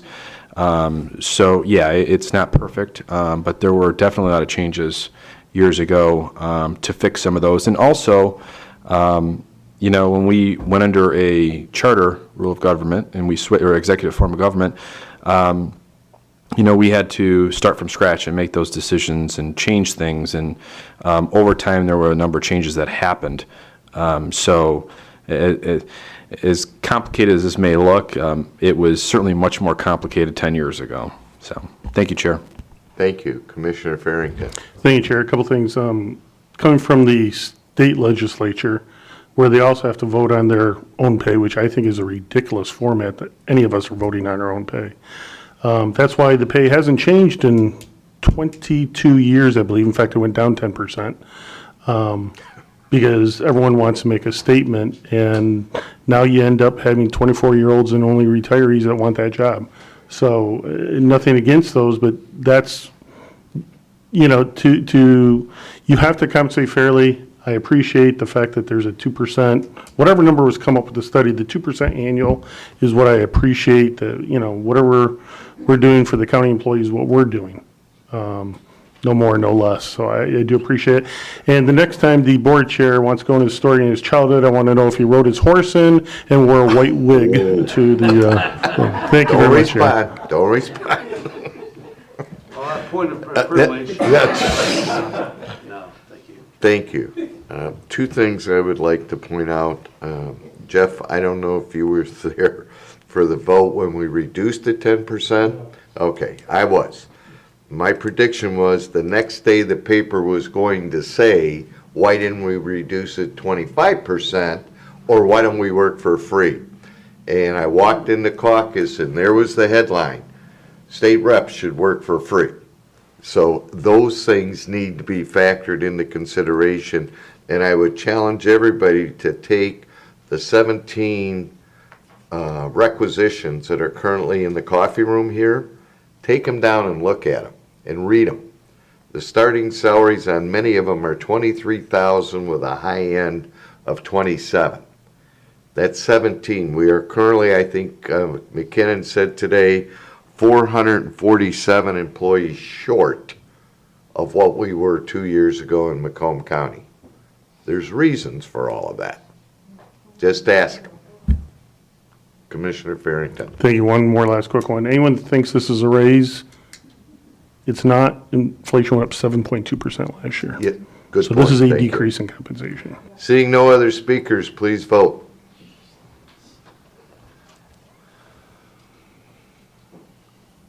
My dog's looking pretty good. Motion passes 9-4. Commissioners Kraft, Song, Matusik, and Sabatini voting no. Thank you. Next item, Resolution 2022-8063, a resolution in support of House Bill 5190. Need a motion, please, to refer to full board. Support from Kraft. I have a motion by Commissioner Wallace, supported by Commissioner Kraft. Let me check. Commissioner Zong. Thank you, Chair.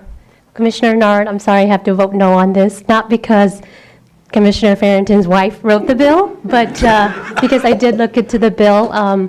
I think that personal finance is really important in schools, especially for our young children, but it also takes away the foreign language credit, which I think is equally important too. So I'll be voting no on this.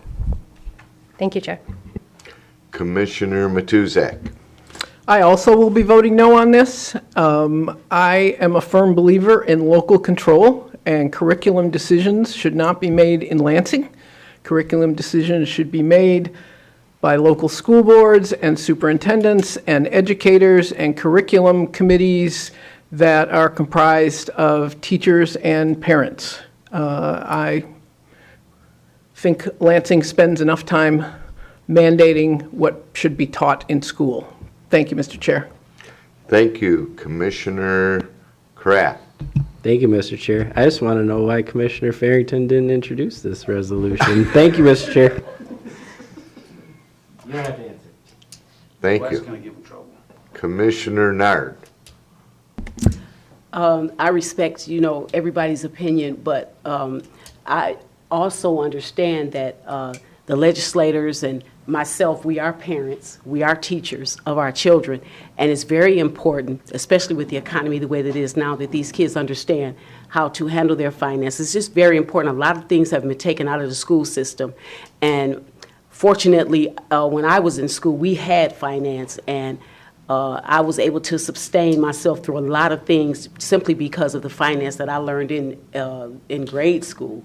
So this is very important. And just keep in mind that elected officials is of the people, by the people. So when people are making decisions, these people have children themselves that are in school that need everything that we're asking for, especially in this bill. Thank you. Thank you. Commissioner Farrington to answer Commissioner Kraft's question. Can't wait. I just appreciate the chair bringing this up when I asked him not to, but no, it's a phenomenal bill, but after my conversation 2 weeks ago on Commissioner Wallace's that I would never vote on something like this, I do want to go home today and have a bed to sleep in, so I will be a yes. Thank you. And I have asked Crystal to resend out our policy proclamation procedure to all. in addition to what you see on this agenda, and today I had 6 other requests, and I'm gonna start using, I don't know what the other chairs want to do, that's up to them, but I'm gonna start using our policy. Just heads up. So, with that, please vote. Oh, I'm sorry. Barb jumped in late, but Commissioner Zinner. I am sorry. I agree with whoever said in regard that it should be at the local district, but there are a lot of things happening in school districts or not happening in school districts. And as far as for education, that I'm hearing from people, even supposedly really good school districts in regard to teaching. And a lot of people from all over the county have mentioned that, even business people have said children are not being taught numbers and this and that or the economics, just the basics. So although I agree that it should be at the local, I would like to see something like this done, and maybe this would catch on so that it could be more local. And is there a way that the local schools could design what they want to teach, or it's specified at the state level? Wait, I would prefer we not get into a back and forth, because we could have 14 more people want to answer that question. All right, thank you. Thank you. That's why I will be voting yes. Thank you, Chair. Thank you. Seeing no other speakers, please vote.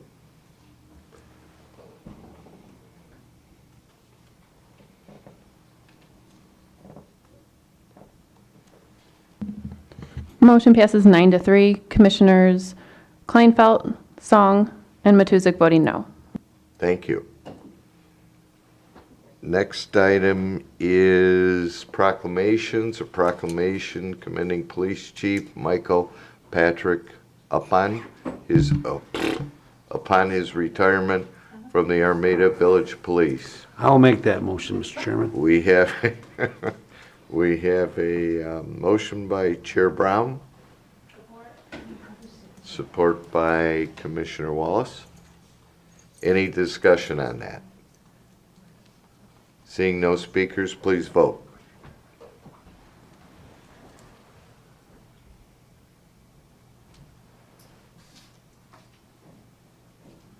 Motion passes 12-0. Thank you. We have 9B, a proclamation proclaiming April 2022 as Middle Eastern and Arab American Heritage Month. Motion to full board. I'll make that motion, Mr. Chairman. Support, Song. Motion by Chairman Brown, supported by Commissioner Zong. Did you want to speak to that? No. Nope. Nope. I don't see. Wait, let me see if I get any speakers here. Seeing no speakers, please vote.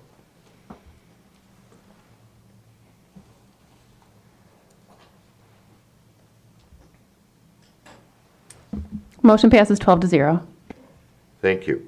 Next item is public participation. This is our second of 2 to be limited to 3 minutes on any issue. Anyone from the public wish to speak? Not in his personal capacity. Okay. Going once, twice, 3 times. Next item on the agenda is commissioners' comments.